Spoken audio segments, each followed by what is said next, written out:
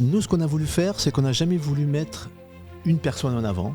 C'est vrai que ça s'est fait une période de vibrer avec la main. Moi, je suis pas fan. Maintenant, je rentre plus au CNSM parce que le niveau est tellement difficile. On est monté en hélicoptère faire notre concert, mais il s'avère que l'instrument ne pouvait pas rentrer. Tu vas imaginer. Donc, ils ont dû faire un deuxième aller-retour. L'adulte va beaucoup plus vite au début. L'enfant, il se pose pas la question. On lui dit fais un do aigu, c'est pas aigu. Il fait un do aigu. C'est un instrument physique. Si on n'est pas placé dans l'aigu, ça peut être plus difficile. Je vais te faire un concert avec l'amoureux. Il y avait 35 000 personnes, mais il n'y avait que de la K-pop. Hé, Valentin, on n'avait pas un sponsor. Bah, c'est pas Denis Wick. Ah oui, tu parles des sourdines que tout le monde a. Bah, tu parles de Denis Wick. Bah oui, je parle de Denis Wick depuis le début. Ceux qui font des embouchures. Oui, ils font les deux. On t'a dit que c'était des sourdines increvables. Ouais, ça fait 10 ans que j'ai les mêmes. Elles sont toujours nickel, fiables, luisantes. Luisantes. C'est pas sur le pitch de vente, ça. Ah non, pardon, je me suis un peu enflammé. Ok. Mais, t'aurais pas un code promo pour moi? Bah, allez, pour toi, je te fais un code de 10% sur tout le matériel Denis Wick sur le site Woodbrass. Ok, et c'est quoi le code? Bon, tu le dis à personne, hein, mais c'est Toutbrass10. Toutbrass 10. Oui, Toutbrass10. Toutbrass 10. Ok, merci Rémi. Pourquoi tu chuchotes? Bah, parce que c'est toi qui chuchotes. Bon, on relance la vidéo. Ouais, on relance la vidéo. Eh ben bonjour à tous et bienvenue dans ce deuxième podcast Tout Brass. Et aujourd'hui, on a la chance de recevoir celui qu'on nous a décrit comme un des trompettistes les plus intéressants, les plus doués et les plus sympathiques. Bonjour Michel. Bonjour. Et comme d'habitude, je suis toujours avec Valentin. Bonjour Valentin. Salut Rémi. Juste avant de démarrer, je tenais à vous remercier pour les derniers retours que vous avez fait sur le podcast avec Eric Aubier. Merci pour vos commentaires. Ça a été pour nous la possibilité d'améliorer tout ce qu'on a fait et ça nous permet de continuer à s'améliorer. On vous remercie pour les suggestions aussi et les messages qu'on a reçus sur les invités Ouais, merci beaucoup. qu'on pouvait avoir. Aujourd'hui, avec Michel, on va parler de plein de choses différentes, de sa carrière, de la pratique en quintette, de la pratique chez les adultes. On va parler aussi de matériel et voilà, tout plein de choses comme ça. Michel, pour ceux qui ne te connaissent pas peut-être, est-ce que tu pourrais te présenter, nous dire un peu ce que tu fais dans la vie aujourd'hui pour toi ? Alors, bon, moi je suis trompettiste, je suis originaire de Metz. J'ai commencé dans une fanfare à 7 ans. Et après le conservatoire de Metz, je suis venu à Paris. Alors j'ai un parcours un peu atypique. J'ai fait plus de la variété, parce qu'à 15 ans, je faisais des balles de nuit. Jusqu'à l'âge de 21 ans. Avant de rentrer au CNSM, j'étais aux Folies Bergères. Et après, la carrière, c'est un petit peu... une fois que je suis rentré au CNSM, je me suis plus orienté vers la musique classique. Et quand j'étais au CNSM en 1985, donc comme il n'y avait pas de musique de chambre au CNSM à cette époque, j'ai créé le Quintet Magnifica avec mon collègue Michel Toreil. Et voilà, depuis 40 ans, je fais toujours du quintet.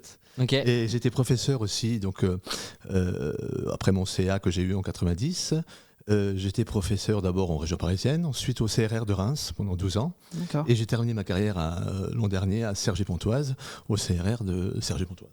D'accord. Ok, incroyable. Et quand tu as commencé, du coup, toi, tu viens pas du tout de la musique classique, de ce que tu dis ?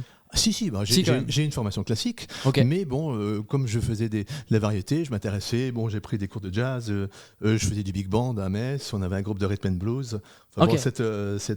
Cette musique m'intéressait, et puis ça m'intéresse toujours d'ailleurs. Ok, d'accord. Super. Et c'est ça que tu es rentré du coup au CNSM de Paris après ou non ? Juste après, j'avais fait 3 mois de remplacement de Dominique Deras, qui était Dominique Deras était un trompettiste qui était en France, et puis sa mère était américaine, donc commençait à travailler aux États-Unis. Ok. Et donc il a fait 3 mois à Broadway. Et il m'a demandé de le remplacer aux Folies Bergères. Et après ces 3 mois, je travaillais en même temps mes concertos. Et je suis rentré 2 mois après au CNSM. Ok, incroyable. Et les concours au CNSM, ils ont évolué entre le moment où tu l'as passé et aujourd'hui au niveau de l'entrée ? Ça peut rien avoir. Okay. Comme je dis toujours, j'y vais de temps en temps. Maintenant, je ne rentre plus au CNSM parce que le niveau est tellement difficile. Ah ouais. C'est super. C'est très élevé. Le niveau a monté, quoi. Oui. Alors après, les professeurs disent qu'il le faut, et sont quoi, ils ont certainement raison. C'est que tout a monté. Oui. Moi, à mon époque, dans les années 80, on jouait comme on pouvait. C'est-à-dire, il n'y avait pas trop de technique, de respiration, de choses comme ça. Maintenant, les jeunes... Est-ce qu'il y avait une limite d'âge ? Oui, il y avait déjà une limite d'âge. Ah oui, c'était 25 ans pour Paris. Il n'y avait pas Lyon à l'époque. Ouais, c'est quasiment pas bougé. Je crois que c'est 24 ou 23 maintenant. 23, je crois, maintenant. 23 maintenant. Depuis une dernière. Oui, c'est ça, je crois. Ouais. Ok. Et pourquoi t'as choisi la trompette au début, toi? J'étais dans un petit village où il y avait une fanfare et alors j'ai fait d'abord 6 mois de piano. Ok. Parce que mon père était organiste amateur, donc j'ai fait un peu de piano. Et puis dans cette fanfare, je voyais les trompettes qui étaient devant. Et un jour, il m'a emmené à l'école de musique. Et il y avait un trompettiste qui jouait super bien, qui était déjà au conservatoire de Metz. Voilà, je l'ai entendu. J'ai dit, à 7 ans, j'ai dit, je veux jouer cet instrument. Ok. Ok. Et j'ai jamais quitté. Voilà. Très bien. Incroyable. Tu fais beaucoup de quintettes, toi, aujourd'hui. Tu disais que du coup, c'est venu du fait qu'il n'y en avait pas à Paris. Non, c'est vrai que dans les années, quand je suis rentré en 1984, 1984, on venait de passer de 2 ans à 3 ans d'enseignement, ce qui était très bien d'ailleurs, parce que c'est vrai qu'en 2 ans, je ne sais pas comment on pouvait faire pour apprendre des choses. Bon, maintenant c'est 5 plutôt. Oui, Et c'est ça. Et il n'y ok. avait pas de musique de chambre. Et donc, moi, comme c'est toujours que j'en faisais déjà au conservatoire de Metz, parce qu'on avait des cours de musique de chambre, donc j'ai eu mon prix à Metz de musique de chambre. Ok. Et la formation quintette, c'était le début de Philip Jones, qu'on écoutait, Empire Brass, Canadian Brass. D'accord. Et donc, moi, j'entendais ces quintettes, j'étais, voilà. Et puis, en 84, donc avec Michel Thorey, on s'est rencontrés en faisant une affaire My Fair Lady. On a passé 1 mois d'opérette ensemble. Et à partir de ce moment-là, il a vraiment monté un quintet un peu sérieux. Et à partir de là, on a beaucoup répété. On a fait notre premier concert fin décembre 85. Non, mi-décembre 85, pardon. T'as encore les dates, c'est incroyable. Oui, parce que j'ai fait des recherches, parce qu'avec les 40 ans de Magnifica, Ok. il a fallu que pas fallu, mais j'ai fait plein de recherches, D'accord. trouvé des photos. D'ailleurs, sur notre site, j'ai fait un diaporama des 40 ans. Ok. 40 ans, d'accord. c'est comme ouais. beaucoup. Hein. Ouais, 40 ans, Ouais, c'est ouais. beaucoup. Ouais. Ça passe très vite, mais c'est pas mal. Ok. Mais c'est vrai que depuis 40 ans, on répète au moins 1 fois par semaine. Ah Ah ouais, oui. c'est incroyable. Ok, il n'y a pas eu de rupture. Vous avez réussi à pas trop couper, quoi. Non, aussi, il y avait des petites, certainement, si, il y a eu des petites ruptures, parce que, il y a eu des changements de musiciens, des choses comme ça. Oui. Non, mais pas genre mais- 1 an ou 2 sans non, quintette. jamais. Non. Ok. 40 ans, Ok. on a vraiment, depuis 40 ans, on répète, on fait des disques. Je crois que là, on en est au 20e, si on compte tous les albums. Ok. Le 20e Ok. disque, voilà. Et comment as-tu découvert le quintet de cuivre? Justement, comme je disais, en écoutant, les vinyles à l'époque, Ok. Canadian Brass, Philip Jones surtout. Philip Jones. Après, en France, il y a eu le quintet Arban, où c'était nos. Ok, j'ai Je pas connais pas connu du non tout. Ah plus. oui, avec Thierry Cans, incroyable. Jean-Paul Leroy, Ok. trompette. Oui, c'était. Et moi, j'allais l'écouter en concert et je trouvais ça. Il y avait Ars Nova aussi avec le quintet avec comment ça s'appelle, Marcel Lagorce, Pierre Thibault, D'accord. Ok. André Janouto aussi, qui ils tournaient à 3, comme ils étaient tous dans les orchestres. Ok. Et Du t'as- coup, t'as- c'est plutôt réservé à une élite, non? Parce que là, c'est des grands Oui, noms de trompettistes. Oui, il y avait le quintet Touvron aussi. Alors, les quintettes à cette époque-là, c'était surtout des quintettes avec un nom. Il y avait Philip Jones, il y avait Thierry Cans, Guy Touvron. Et le principe du quintet, c'était quand même un grand soliste et, on va dire, les 4 qui l'accompagnent. Bon, j'exagère un peu, mais Ok. c'était un peu ça. Hmm. Nous, ce qu'on a voulu faire, c'est qu'on n'a jamais voulu mettre une personne en avant. Donc, Ok. on a essayé de trouver des gens qui jouaient de la même manière. Et c'est comme ça qu'on a adapté tout notre répertoire. Parce que le répertoire, autrefois, c'était, il y avait une partie de première trompette qui était extrêmement difficile, et puis les 4 autres qui accompagnaient. D'accord. Je schématise un peu, mais c'est même quand on écoute les enregistrements de Philip Jones. Bon, Philip Jones, il est en avant, il avait un super corniste aussi. Pour moi, le quintet, ça doit être 5 personnes qui ont un peu le même niveau et qui. Voilà. Et ce qui fait les ensembles, ce qui est maintenant le cas pour beaucoup d'ensembles. Oui, c'est vrai. Peut-être, Oui, ouais. Le Donc, Canadian ouais, ça- Brass, on a ça l'impression que évolue. ça tourne beaucoup, effectivement, aujourd'hui, en ce qu'ils jouent. quand Ouais, même. oui, ils ont pas mal changé, mais maintenant, c'est vrai que c'est beaucoup plus homogène. Ok. Ok. T'as grandi, je me souviens plus, à ta fanfare, elle était dans quel coin? Elle était autour de Paris déjà? Ah non, je suis originaire de la région de Metz. Ah oui, donc t'as Moi, bougé. je suis Ok. d'une fanfare qui est pas très loin de la frontière luxembourgeoise, un petit village qui s'appelait Algrange. Ok. C'est le d'accord. coin des Anges, voilà, dans l'est de la France. Et du coup, t'as déménagé pour le CNSM à l'époque, c'est ça? Ah non, pas du tout. Non, Ah non. mes parents habitaient donc ce village. Moi, je prenais le bus tous les mercredis à l'époque. Au début, c'était le jeudi, après le mercredi, pour aller au conservatoire de Metz. Ok. Et après, en seconde, j'ai fait musique-études, F11, ce qu'on appelait. Ah oui, et maintenant c'est TMD. TMD, Même exactement. même pas, c'est même S2 TMD, parce que mon petit frère, C'est ça? il fait ça à Nantes. D'accord. Et donc ça s'appelle sciences techniques. Ah, t'as l'air de bien savoir. Ouais. Ouais. Vous direz en commentaire. Tout à fait. Je vais récapituler. On va devoir faire beaucoup de montage. Ok, bon, du coup, dans toute ta carrière. Donc je termine avec vas-y. après de Bien Metz, quand j'étais à Metz, j'ai fait, je prenais des cours à Paris. Ok, Parce que j'ai fait des stages l'été, j'ai rencontré des gens comme Roger Jean-Marie qui était à l'Orchestre National de France, Bernard Gabel qui était à l'Opéra de Paris, qui était originaire de Metz. Bon, je suis allé voir des gens comme ça. Puis après, ces gens m'ont fait rencontrer d'autres personnes. Bon, j'ai pris pas mal de cours, parce que je crois que c'est important quand on est jeune de voir beaucoup de professeurs. ok, Et j'ai rencontré Robert Pichereau justement à cette époque-là. ok. On a tous des problèmes à 18, 19, 20 ans. À la trompette. À cette époque-là, on parlait très peu. Moi, j'avais un professeur à Metz où,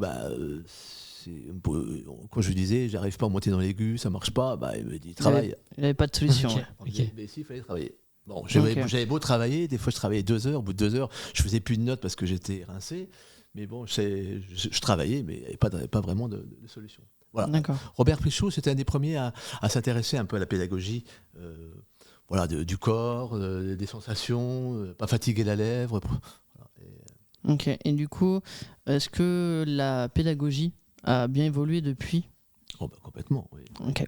Puis on n'a plus les mêmes outils. Autrefois, moi j'ai commencé avec la méthode ballet. D'accord. Non, il y a quand même des méthodes avec des CD, des moyens qui sont super pour les élèves. J'ai des méthodes, d'ailleurs, que beaucoup de Français ont écrit aussi, qui sont très bien pour les jeunes. Les jeunes élèves, où il y a du mimétisme, où on écoute. Ouais. Très Tu bien. trouves ça bien de bosser avec CD, toi, pour les jeunes? Ah oui, très bien, oui. Ouais. Parce que c'est vrai que toute la deuxième partie de ma carrière, moi je travaillais avec justement avec des enregistrements, où c'est d'abord CD, après j'avais ma tablette, et ça les permet de jouer en rythme. Et c'est Ouais. vrai que tous mes élèves, quand ils allaient à l'orchestre, ils savaient jouer en rythme. Ouais, c'était en Ok. place, puis même, je trouve, pour la justesse, parce Pour la qu'on justesse, entend, bien on sûr, écoute. ouais. Non, je trouve que c'est une avancée, en tout cas pour les jeunes. Après, ça c'est limite. C'est vrai que c'est bien aussi de jouer avec un piano Bien sûr. ou être accompagné par un orchestre, parce que bon, c'est pas déjà le pianiste il suit, il accompagne, et puis musicalement on fait des choses. Bon, Oui. la musicalité avec un CD, ça reste tout de même limité. Ouais, bien Bien sûr. Non, Mm. carrément. Je pense que c'est un bon truc pour démarrer, puis qu'après, on Oui, peut tout s'en à fait. libérer. Mais c'est vrai pour les jeunes, c'est extraordinaire. Pour ceux qui débutent, c'est fantastique. Ouais, je pense que ça. Ouais, Puis toutes les méthodes pour les débutants aujourd'hui, elles sont quasiment toutes avec des Elles CD. sont toutes comme ça. Ouais. Et celles qui ne le sont pas, j'en suis moins convaincu en général. Il n'y a plus de CD d'ailleurs. Maintenant, il y a des QR C'est vrai. codes. Il y a des QR codes. C'est il y a exactement, ouais. Et c'est un peu tôt pour certains, parce que l'avantage du CD, c'est que l'enfant, il pouvait être, je trouve, autonome. Ah quoi. bah oui, Il moi, met son CD, il fait. Aujourd'hui, il faut le téléphone du parent, du machin. Exactement. C'est Je vrai suis que pas. c'est très Des fois, compliqué. c'est un peu tôt. Ouais. Pourtant, je prône le numérique à fond, mais, mais là, c'est un peu. C'est un vrai, peu c'est tôt. vrai, c'est vrai. Ouais, tout à l'heure tu disais, t'as appris à moins fatiguer ta lèvre, tout ça, pédagogiquement. Comment on fait pour moins fatiguer une lèvre quand on travaille la trompette? C'est quoi les techniques? Alors, la technique, bon. Le secret, Déjà, Michel. comme tout le monde, c'est d'essayer de bien respirer. Ok, qualité de respiration. Ensuite, qu'il y ait le moins de crispation possible. Ok, Que le corps soit pas tendu. Faut avoir un corps tonique tout de même. La langue est importante. Et puis, je pense qu'il faut surtout ménager ses lèvres. C'est-à-dire que plus on appuie sur la lèvre, moins ça marche. ok. Donc, et surtout la lèvre supérieure. Parce que la lèvre supérieure est une lèvre qui est morte. Et quand je dis morte, c'est qu'il y a très peu de muscles qui la. Et donc, et souvent, les trompettistes, les jeunes trompettistes qui apprennent, l'anneau leur sert à écraser la lèvre. Ouais. Et ça empêche cette lèvre de vibrer. Ok, Et moi, je préconise plutôt, pour ceux qui peuvent, d'essayer, quand il y a besoin d'avoir un appui, d'appuyer plus en bas ok. qu'en haut. Intéressant. Et la langue, tu disais, la langue, elle aide pour toi Ah oui, à moins se fatiguer? complètement, parce que la lampe, c'est une soupape qui en fonction de la vitesse d'air, va se coller contre le palais ou pas, et va créer plus de vitesse d'air. Il faut monter dans l'aigu, ou quand elle redescend, elle sera plus facile pour le grave. Ok, carrément. Mais c'est drôle parce que, tu vois, moi, il y a un moment, j'ai travaillé beaucoup sans attaque de langue pour essayer justement de mettre de l'air, tu vois, tout ça. Donc, quasiment toute ma technique, il n'y avait pas de langue et tout. Et j'ai eu des soucis derrière, tu vois, de résistance, choses comme ça. C'est peut-être lié aussi, tu vois, le fait de. Faut effectivement l'utiliser bien, mais peut-être ne pas l'utiliser du tout, c'est pas le meilleur deal, quoi. Alors, c'est ce que disait Pichereau, il faut que ce soit le plus naturel possible. Ok. Et il n'y a pas une règle. Oui, Déjà, il faut apprendre à se connaître. Chacun est différent, chacun a une dentition différente, a un palais différent, a une manière de souffler différente. Certains préconisent de mettre l'air très haut, un peu comme les chanteurs. Ça marche, d'autres non. Et Ok. je crois que mon travail de professeur tout au long de ma carrière a été essayer de m'adapter en fonction de la morphologie de chacun, du physique de chacun. Et il n'y a pas une méthode. Ok. D'ailleurs, je ne donnais pas une méthode, surtout pour les grands niveaux, il n'y a pas une méthode. Oui. Moi, c'est vrai que j'étais la génération Stamp, donc j'ai fait Stamp pendant 20 ans, tous les jours. Ok. Akan nous disait faites Stamp, je faisais Stamp, donc j'ai fait. Ok. Ouais. Moi, j'ai pris des cours avec Pierre Thibault, qui était super. Il a apporté plein de méthodes, c'était extraordinaire. C'est lui quand même qui a apporté toutes les Arban. méthodes américaines. Arban surtout avec Pierre Thibault, non? Oui, il faisait feuilletoire. Bon, non, mais non, il a apporté Stamp, il a apporté des méthodes comme Collins. D'accord. Comment on appelle d'autres méthodes? Enfin bon, Schlossberg, des choses comme ça. Ouais. Et ces méthodes sont extrêmement intéressantes. Voilà. Mais après, je crois que chacun doit trouver sa méthode. Bien sûr. Puis la bonne façon de le travailler, je crois aussi. Et la Ouais. bonne manière de travailler. Moi, Stamp, je l'ai fait des années comme un idiot. Ça m'a pas fait progresser. Puis un jour, j'ai compris et ça m'a fait beaucoup plus progresser. Ouais, bien sûr. C'est Donc, je crois qu'il y a une vraie question d'approche. Et ça me fait penser à ça. J'ai une problématique pédagogique à laquelle j'ai pas encore bien répondu, moi. C'est j'ai des cas rares, j'ai eu ça 2-3 fois, d'un élève qui joue et dès qu'il monte dans les aigus, il a de l'air qui sort par le nez. Oula, ouais. Ça, t'as déjà vu ce genre de cas? J'ai eu une fois ça dans ma carrière, ouais. Ok. Alors, c'est vrai que c'est très compliqué. Nous, autrefois, on détendait une pince à linge. Ouais, j'ai on fait mettait- la même chose. Ouais, et on essayait de mettre Faire un pince-nez, ouais. un pince-nez, ouais, ou un pince-nez de piscine. Ouais. Bon. Et temporairement, alors moi ça marchait. Donc les élèves ont moins ce problème-là. Mais dans le temps, on n'arrive pas du tout à l'installer. Alors après, moi j'essaie des trucs, de libérer la gorge un petit peu, tu vois, en faisant du double son, des choses, parce que je pensais que c'était une crispation. Et un jour, j'ai entendu quelqu'un me dire, peut-être que il avait un élève à qui ça arrivait, qui a fait une chirurgie dans le palais et qui a résolu le problème. Donc, alors si c'est physique, c'est un peu triste, mais bon voilà. Non, mais souvent, il faut s'aider un petit peu de la médecine. Hein. Je veux dire, les ORL, que cet élève consulte peut-être un ORL, voir s'il n'y a pas un voile de palais ou quelque chose comme ça, un voile nasal qui est abîmé. Et des fois, pour la trompette, ça peut aider. Hein. C'est sûr. Alors, c'est vrai que quand il y a des cas comme ça, c'est vrai que c'est bien de Moi, je pense que s'il y a des problèmes justement de nez, c'est qu'il doit être placé assez haut. Et je crois qu'il faut essayer, Ouais, de là, placer plus bas. pour le cas, de le placer le plus bas possible, que la respiration soit profonde, une gorge ouverte, et puis pas trop monter dans l'aigu dans un premier temps. S'il a ce problème-là. Oui, complètement.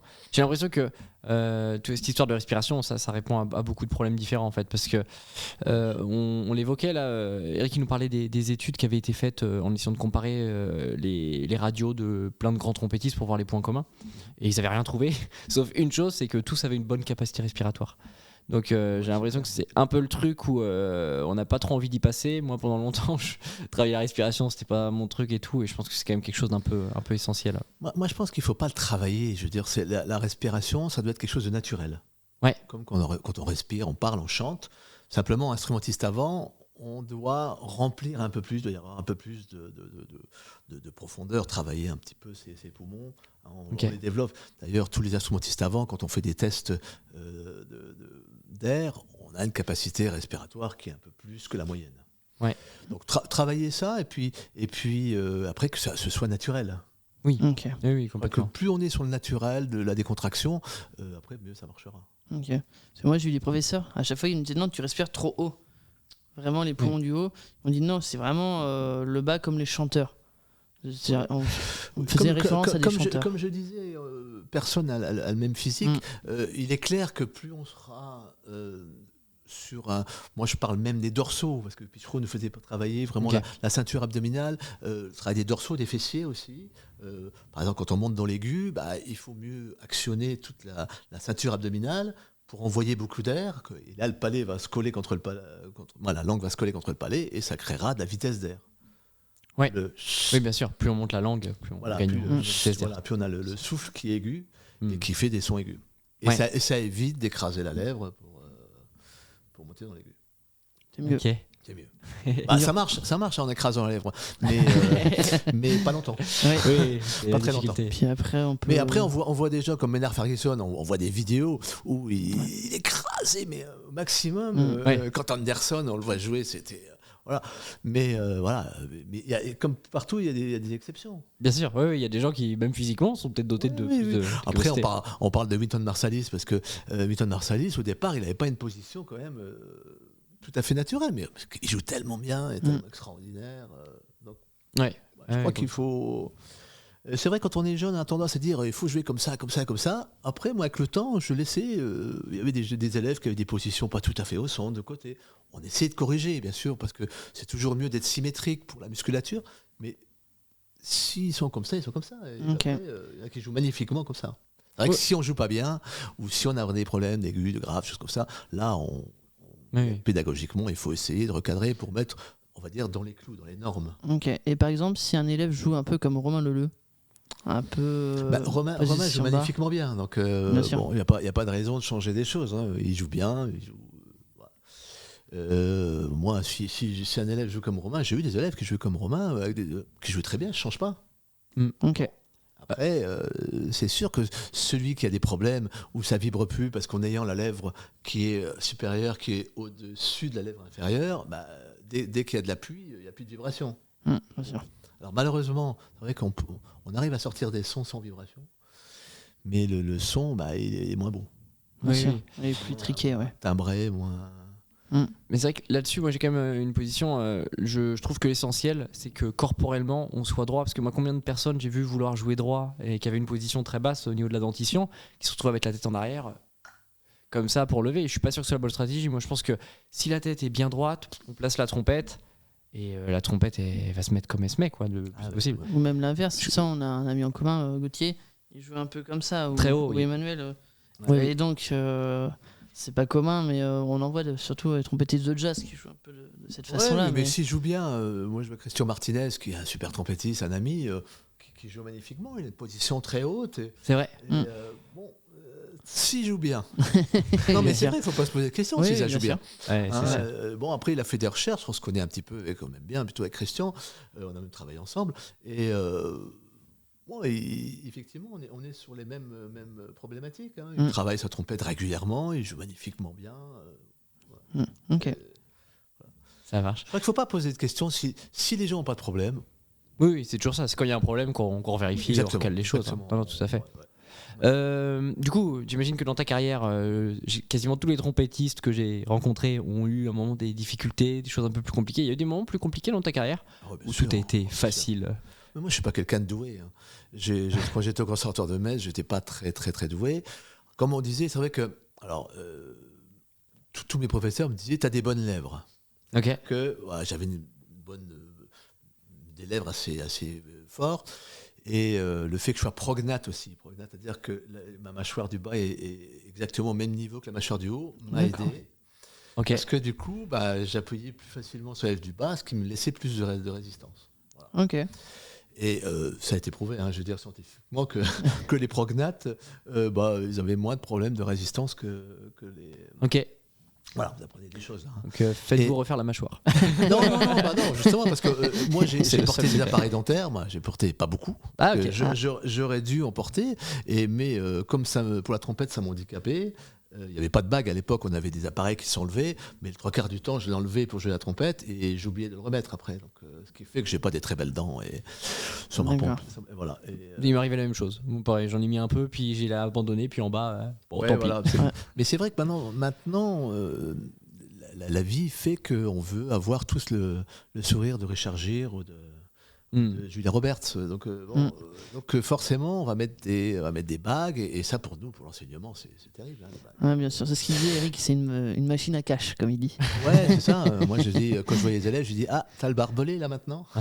Et c'est ça, essayer de toucher du barbelé, ça fait mal. Donc, oui. T'en penses quoi, toi? Même s'il y a certains dentistes qui ont vraiment travaillé. Je vois, il y a Pierre Dalin qui était un des premiers à essayer de... Bon, c'est le premier qui a mis des pattes pour essayer de... C'est ce que j'ai eu. Ouais. C'est ce que je mettais, j'avais des bagues juste en bas. Ouais. Ça va. Oui, ça fait pas des miracles, mais ça va. Ça va. Alors maintenant, il y a des nouvelles techniques avec des gouttières qui sont vraiment bien, qu'on peut enlever quand on joue, ou des bagues à l'intérieur. Bien sûr. Quand c'est possible. Quand c'est possible. Ah ouais, Moi, c'était pas possible. Ah ouais, non, mais après effectivement. Ouais. Et moi partout où j'étais, j'essayais de travailler avec les dentistes locaux. Et, Ok, génial.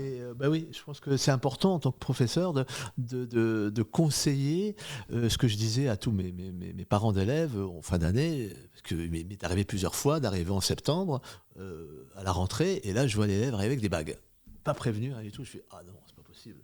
Souvent c'est des bons en plus qui ont ça. Et après, du coup en fin d'année, je disais à mes parents d'élèves, j'ai dit si on doit vous poser des bagues, appelez-moi, on peut peut-être en discuter. Je connais, moi j'ai discuté avec des dentistes qui peuvent peut-être vous conseiller. Alors peut-être le soin sera un peu plus long, mais ça vaut peut-être le coup s'il a envie de continuer la trompette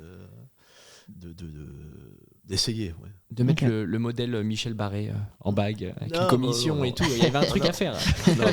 Business. Non, mais c'est pas... Je suis pas très business. Mais c'est pas inintéressant, ceci dit, effectivement, de se dire on va travailler carrément avec les dentistes, voir ce qui est possible, même se renseigner. Ouais, bien sûr, et je pense qu'aujourd'hui, c'est quand même de mieux en mieux. J'ai vu qu'il y avait des choses qui se faisaient qui, à mon avis, dérangent moins pour la trompette. Ouais, c'est vrai. Mais moi, ce que j'ai toujours déploré, c'est le côté nous mettre devant le fait accompli. C'est-à-dire un élève qui arrive en septembre et il a des bagues, je fais oh non, pas toi. Ouais, c'est vrai. Oui, effectivement, et c'est drôle ce que tu disais, c'est toujours les bons. Moi, ça m'est arrivé, à chaque fois, c'était les bons. Oui, c'est drôle, hein. Souvent, c'est ceux qui nous touchent le plus parce qu'ils marchent bien. Et là, d'un seul coup, on sait qu'il y aura, pendant 1 ou 2 ans, une balance. Il ne va pas stagner, mais on va arriver. Bon, on va travailler d'autres choses. On travaille plus un peu l'air, la résistance, l'appui, moins d'appui sur le. Ouais. Mais évidemment, on va moins haut, moins grave. Oui, oui, forcément. Ouais. Ok. Les professeurs qui ont été les plus marquants pour toi dans la pédagogie, dans ton avancée, c'est lesquels pour toi? Moi, c'est Marcel Lagorce. Ok.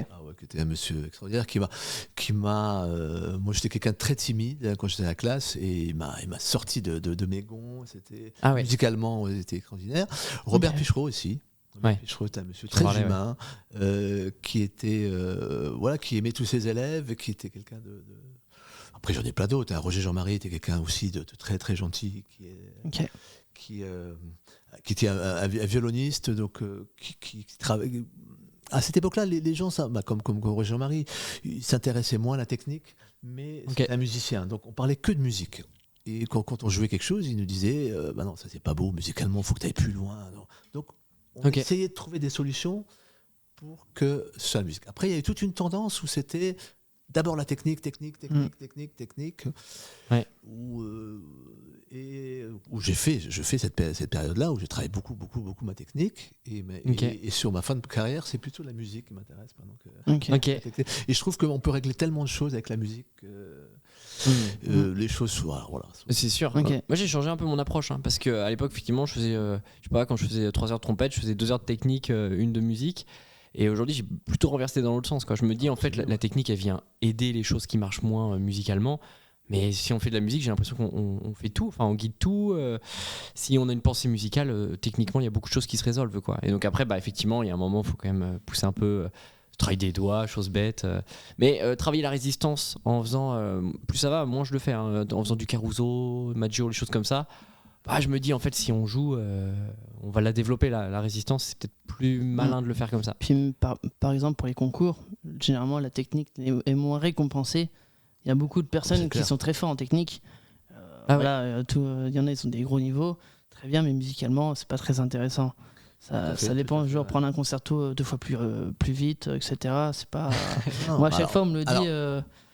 C'est vrai qu'on est trompettiste, il faut de la technique, il faut travailler la résistance, mais ça peut se travailler avec la musique. Oui.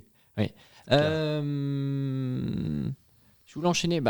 On t'a donné des conseils au fur et à mesure, et dans les conseils qu'on a pu te donner, quel était le pire conseil qu'on t'ait donné sur la trompette? T'en as pas donné de mauvais? Le pire conseil? Genre appuyer sur la lèvre, forcer. Ah oui, alors moi, peut-être le pire conseil, c'est le premier jour où j'ai fait la trompette. Tout le monde fumait à l'époque. Et donc le professeur de la fanfare où j'étais, l'harmonie où j'étais, c'était un violoncelliste qui avait fait du saxophone, mais il enseignait tous les instruments. D'accord. Donc alors, il m'a dit... Polyvalent. Alors, lui, il m'a mis un morceau de tabac parce qu'il roulait ses cigarettes, je le vois encore, il roulait ses cigarettes. Donc, il m'a mis un morceau de tabac, et il me l'a mis sur la langue, il m'a dit crache le morceau de tabac. Donc, j'ai fait. Et il m'a dit maintenant, joue de la trompette. Pour moi, quand je suis arrivé à Paris, après Pichereau nous disait c'est le tu qui tue. Ah oui. Le tu qui tue. Dès qu'on sort la langue. Il y a un exercice. C'est pas tout à fait naturel. Il y a un exercice avec des graineries aussi. Enfin, moi, j'ai un collègue qui faisait ça. Il mettait des bouts de grainerie, puis il lançait le plus loin possible par la fenêtre. Et... mais plein d'exercices. La paille aussi. Oui, c'est ça. Il y a la paille. Mais c'est bien, là, la paille. Moi, je l'ai fait. Je veux dire, la paille. C'est Antoine Curé qui faisait faire ça. Pour la musculature, on tenait la paille et puis ça permettait de converger tous les muscles vers le centre d'embouchure. Comme le crayon. C'est ça, les techniques du crayon, c'est ce qu'on faisait au lycée avec Rémi. Ouais, on mettait le crayon et puis pendant le cours de français. Moi, je l'ai fait quand j'étais étudiant, quand je faisais des balles de nuit, où je faisais les fêtes de la bière, où il y avait 3 jours à jouer. On jouait en moyenne 20 heures. Ah oui. Oh la vache. Ce qui fait qu'au bout du 3e jour, on avait un peu la lèvre qui était un peu... Ah bah oui. un peu fatigué, donc je mettais un crayon pour tenir un peu. C'est vrai, tu rajoutais à ça de la charge. Je me disais, faut essayer que ça tienne. Bon, quand on est fatigué, on est fatigué. Ouais, je crois que... et après, faut, quand on est fatigué, essayer de justement pas trop se faire mal. Ouais. Tu t'es déjà blessé en jouant, ou toi ça t'est pas arrivé au niveau de la lèvre ? Ça m'est arrivé, bien sûr. Ça arrive à tout le monde. Ok. Quel genre de blessure ? J'ai vu les lèvres GRC qui. Oui, ok. Lèvres GRC, blessure donc grave aux lèvres, non. Ok. Non, mais je me rappelle un enregistrement qu'on faisait, le disque bac qu'on a fait. À l'époque, on nous disait quand tu es fatigué, tu mets de l'homéoplasmine. D'accord. Et donc moi je mettais de l'homéoplasmine le soir pour que ça aille mieux. Et puis il s'avère que le lendemain, c'était encore plus mou. 2e jour, j'avais la lèvre encore plus molle. Je me dis, mais qu'est-ce qui se passe ? Et mon collègue Michel Thorey qui fait mais qu'est-ce qui t'arrive ? Je comprends pas. Je dis, hier soir, je mets de l'homéoplasmine. Il me dit, attends, c'est un médicament. Je veux dire. Ouais, c'est clair. Voilà. Faut pas confondre mettre du beurre comme faisait Maurice André pour graisser la lèvre parce qu'il n'y avait pas de tube Nivea. Il mettait du beurre ou un médicament qui va nous soigner la lèvre. Ça marche très bien l'homéoplasmine si on a une lèvre gercée mais il faut pas jouer de trompette après. Ah oui. Oui, parce que c'est un médicament, donc le médicament il va travailler la lèvre et il va la rendre plus molle. C'est sûr. Dès que tu insensibilises un peu. Moi, à l'époque, je m'étais foulé une cheville, je sais plus quoi, et je devais prendre des médicaments. J'avais pris du tramadol, et le lendemain, une forme d'enfer, la trompette. Après avoir pris le tramadol, mais j'avais encore un peu de tramadol, j'ai dû en prendre dans la nuit, et j'étais hyper content. Je me suis dit que c'est incroyable. En fait, le lendemain, plus possible de jouer, quoi. C'est que le tramadol, il retire la douleur. On appuie comme une brute. Et ça marche très temporairement, quoi. sur le problème. Les médicaments, c'est vrai que il en faut mais c'est vrai qu'il faut mieux pas puis pas pour jouer. Oui, voilà, pour jouer pour déstresser. Il y en a lors de concours, je reviens sur les concours, je sais qu'ils prennent des médicaments bêta-bloquants, les bêta-bloquants, ce genre de choses, de produits qui permettent de soit de sensibiliser, soit moi j'ai pas. C'est sûr qu'avec la respiration, on peut arriver à se calmer. Mais je cache pas, c'était l'époque où on essayait. Quand on doit jouer sa carrière, choses comme ça. Des fois, un petit bêta-bloquant, il y en a plein qui le font. Ouais, bien sûr. Énormément. Ça se dit moins, mais je crois que évidemment, faut pas le prendre comme ça. Faut consulter un médecin, voir s'il n'y a pas des problèmes de cœur. D'accord. Mais c'est vrai que le trac, c'est avant tout le cœur qui s'emballe. On a tout ça. Des fois, un quart de pilule, si ça peut calmer et que le cœur s'emballe pas, respirer normalement. Oui. Ouais. Moi, j'en ai plus besoin maintenant. T'en as pris une période ? Pas très souvent. Pour 1 ou 2 concours. Ok, d'accord. Et c'est efficace, c'est un truc que ça marche vraiment ? Moi, ça m'a vraiment. Je tremblais, moi. J'avais le sang qui bougeait, je tremblais. J'étais comme ça, et ça m'a fait détrembler. Ok, d'accord, donc c'est vraiment efficace. Et après, je me suis dit, non, c'est pas bien de faire ça, parce que je trouvais qu'il fallait pas prendre des médicaments. Donc après, j'ai plus travaillé sur la respiration, la sophrologie. Ok. Et est-ce que tu perds les sensations Tu vois, moi, ce que j'aime aussi quand je fais un concert, quand il y a un peu de stress, quand il y a tout ça, il y a aussi un truc un peu de rage, j'ai envie d'en faire plus, tu vois, et de faire mieux. Et est-ce que ça, tu le perds avec le bêta-bloquant ou tu le gardes ? Ah oui, tu le perds. Moi, je trouve qu'on perd un peu des sensations. Et donc, j'étais obligé de me dire, les 1 ou 2 fois que j'ai pris, je devais rester concentré à 200%. Pour me dire, la musique d'abord. Ok. Alors que c'est vrai que quand on a le track, l'appréhension, on a ça. On a ces sensations de musicalité. Ouais. Ok. Ah, intéressant. En France, il y a une période où on parlait beaucoup de son français, de trompette, la trompette française. Est-ce que la trompette française, aujourd'hui, elle a un son différent d'une trompette américaine, de la façon de la travailler, ou allemande, j'en sais rien.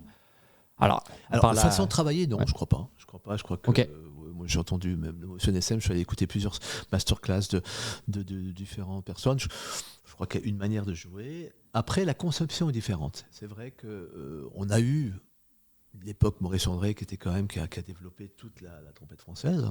Ok. On a un son un peu franchise quand même. Ouais. Je vois, nous, on aime beaucoup le cornet à piston. Je crois que le cornet à piston, ça, c'est une culture française et il faut. Nous, on le joue au quintet, en concert, on fait la moitié du programme au cornet à piston. Parce que c'est français et je crois que c'est Arban. Voilà, on joue des pièces d'Arban, des pièces de Saint-Saëns, des pièces qui sont françaises et ce que les gens aiment bien quand on va à l'étranger. Cornet. Et du coup, c'est du cornet français, c'est pas du tout les mêmes cornets qu'on jouerait au Royaume-Uni, dans les brass bands, tout ça, ou c'est le même matériel pour toi? Ça peut être le même matériel, mais moi je joue pas des gros instruments. Souvent dans les brass bands, ils jouent des gros cornets. Ok. Moi je joue un cornet, un petit cornet. Faut pas dire la marque. Si, on peut la dire, parce que moi je suis pas affilié à une marque, quoique si aux trompettes si bémol et ut, maintenant je joue les trompettes Van Laar, mais Van Laar c'est quoi, c'est une marque allemande, non? Non, c'est en Hollande. Hollande, ok. D'accord, c'est Hollande. De Maastricht, un fabricant qui est extraordinaire, qui est décédé malheureusement là, il est décédé subitement, mais c'était un magicien. Je n'étais pas convaincu au départ, mais un magicien. Moi, je suis allé un jour, comme ça, avec Frédéric Mélardi, qui a mis au point la trompette en ut. Ok. D'accord. Qui est superbe, vraiment. Il en a fait trois modèles. Parce que lui était artiste Bach, et c'est vrai que ce qu'il lui a dit, moi, je veux le son Bach, mais avec la facilité d'autres instruments. Ok. Ouais, et donc, ils ont travaillé beaucoup. Ils ont fait des instruments vraiment qui sont vraiment chouettes. Et moi, ce que j'ai cherché dans ma carrière, c'est la facilité. Ok. C'est vrai que, comme tout le monde, j'ai joué Bach. Mais c'était par rapport au matériel ou par rapport au matériel, au jeu? Non, ne pas trop travailler. Le jeu, bien sûr, parce que quand on fait du quintet, on est obligé de jouer facile. Parce que si on écrase le premier quart d'heure, on finit pas le concert. Oui, bien sûr. Mais donc le jeu, oui, mais le matériel aussi, c'est très important. Sans dénigrer Bach, parce que j'adore, à l'orchestre, c'est des instruments qui vont très très bien. Mais en musique de chambre, c'est dur à jouer. C'est très dur à jouer. Donc, j'ai laissé tomber ces instruments. On est allé après, on était sponsorisé D'abord, on a été chez Besson, avec les quintettes. Ok.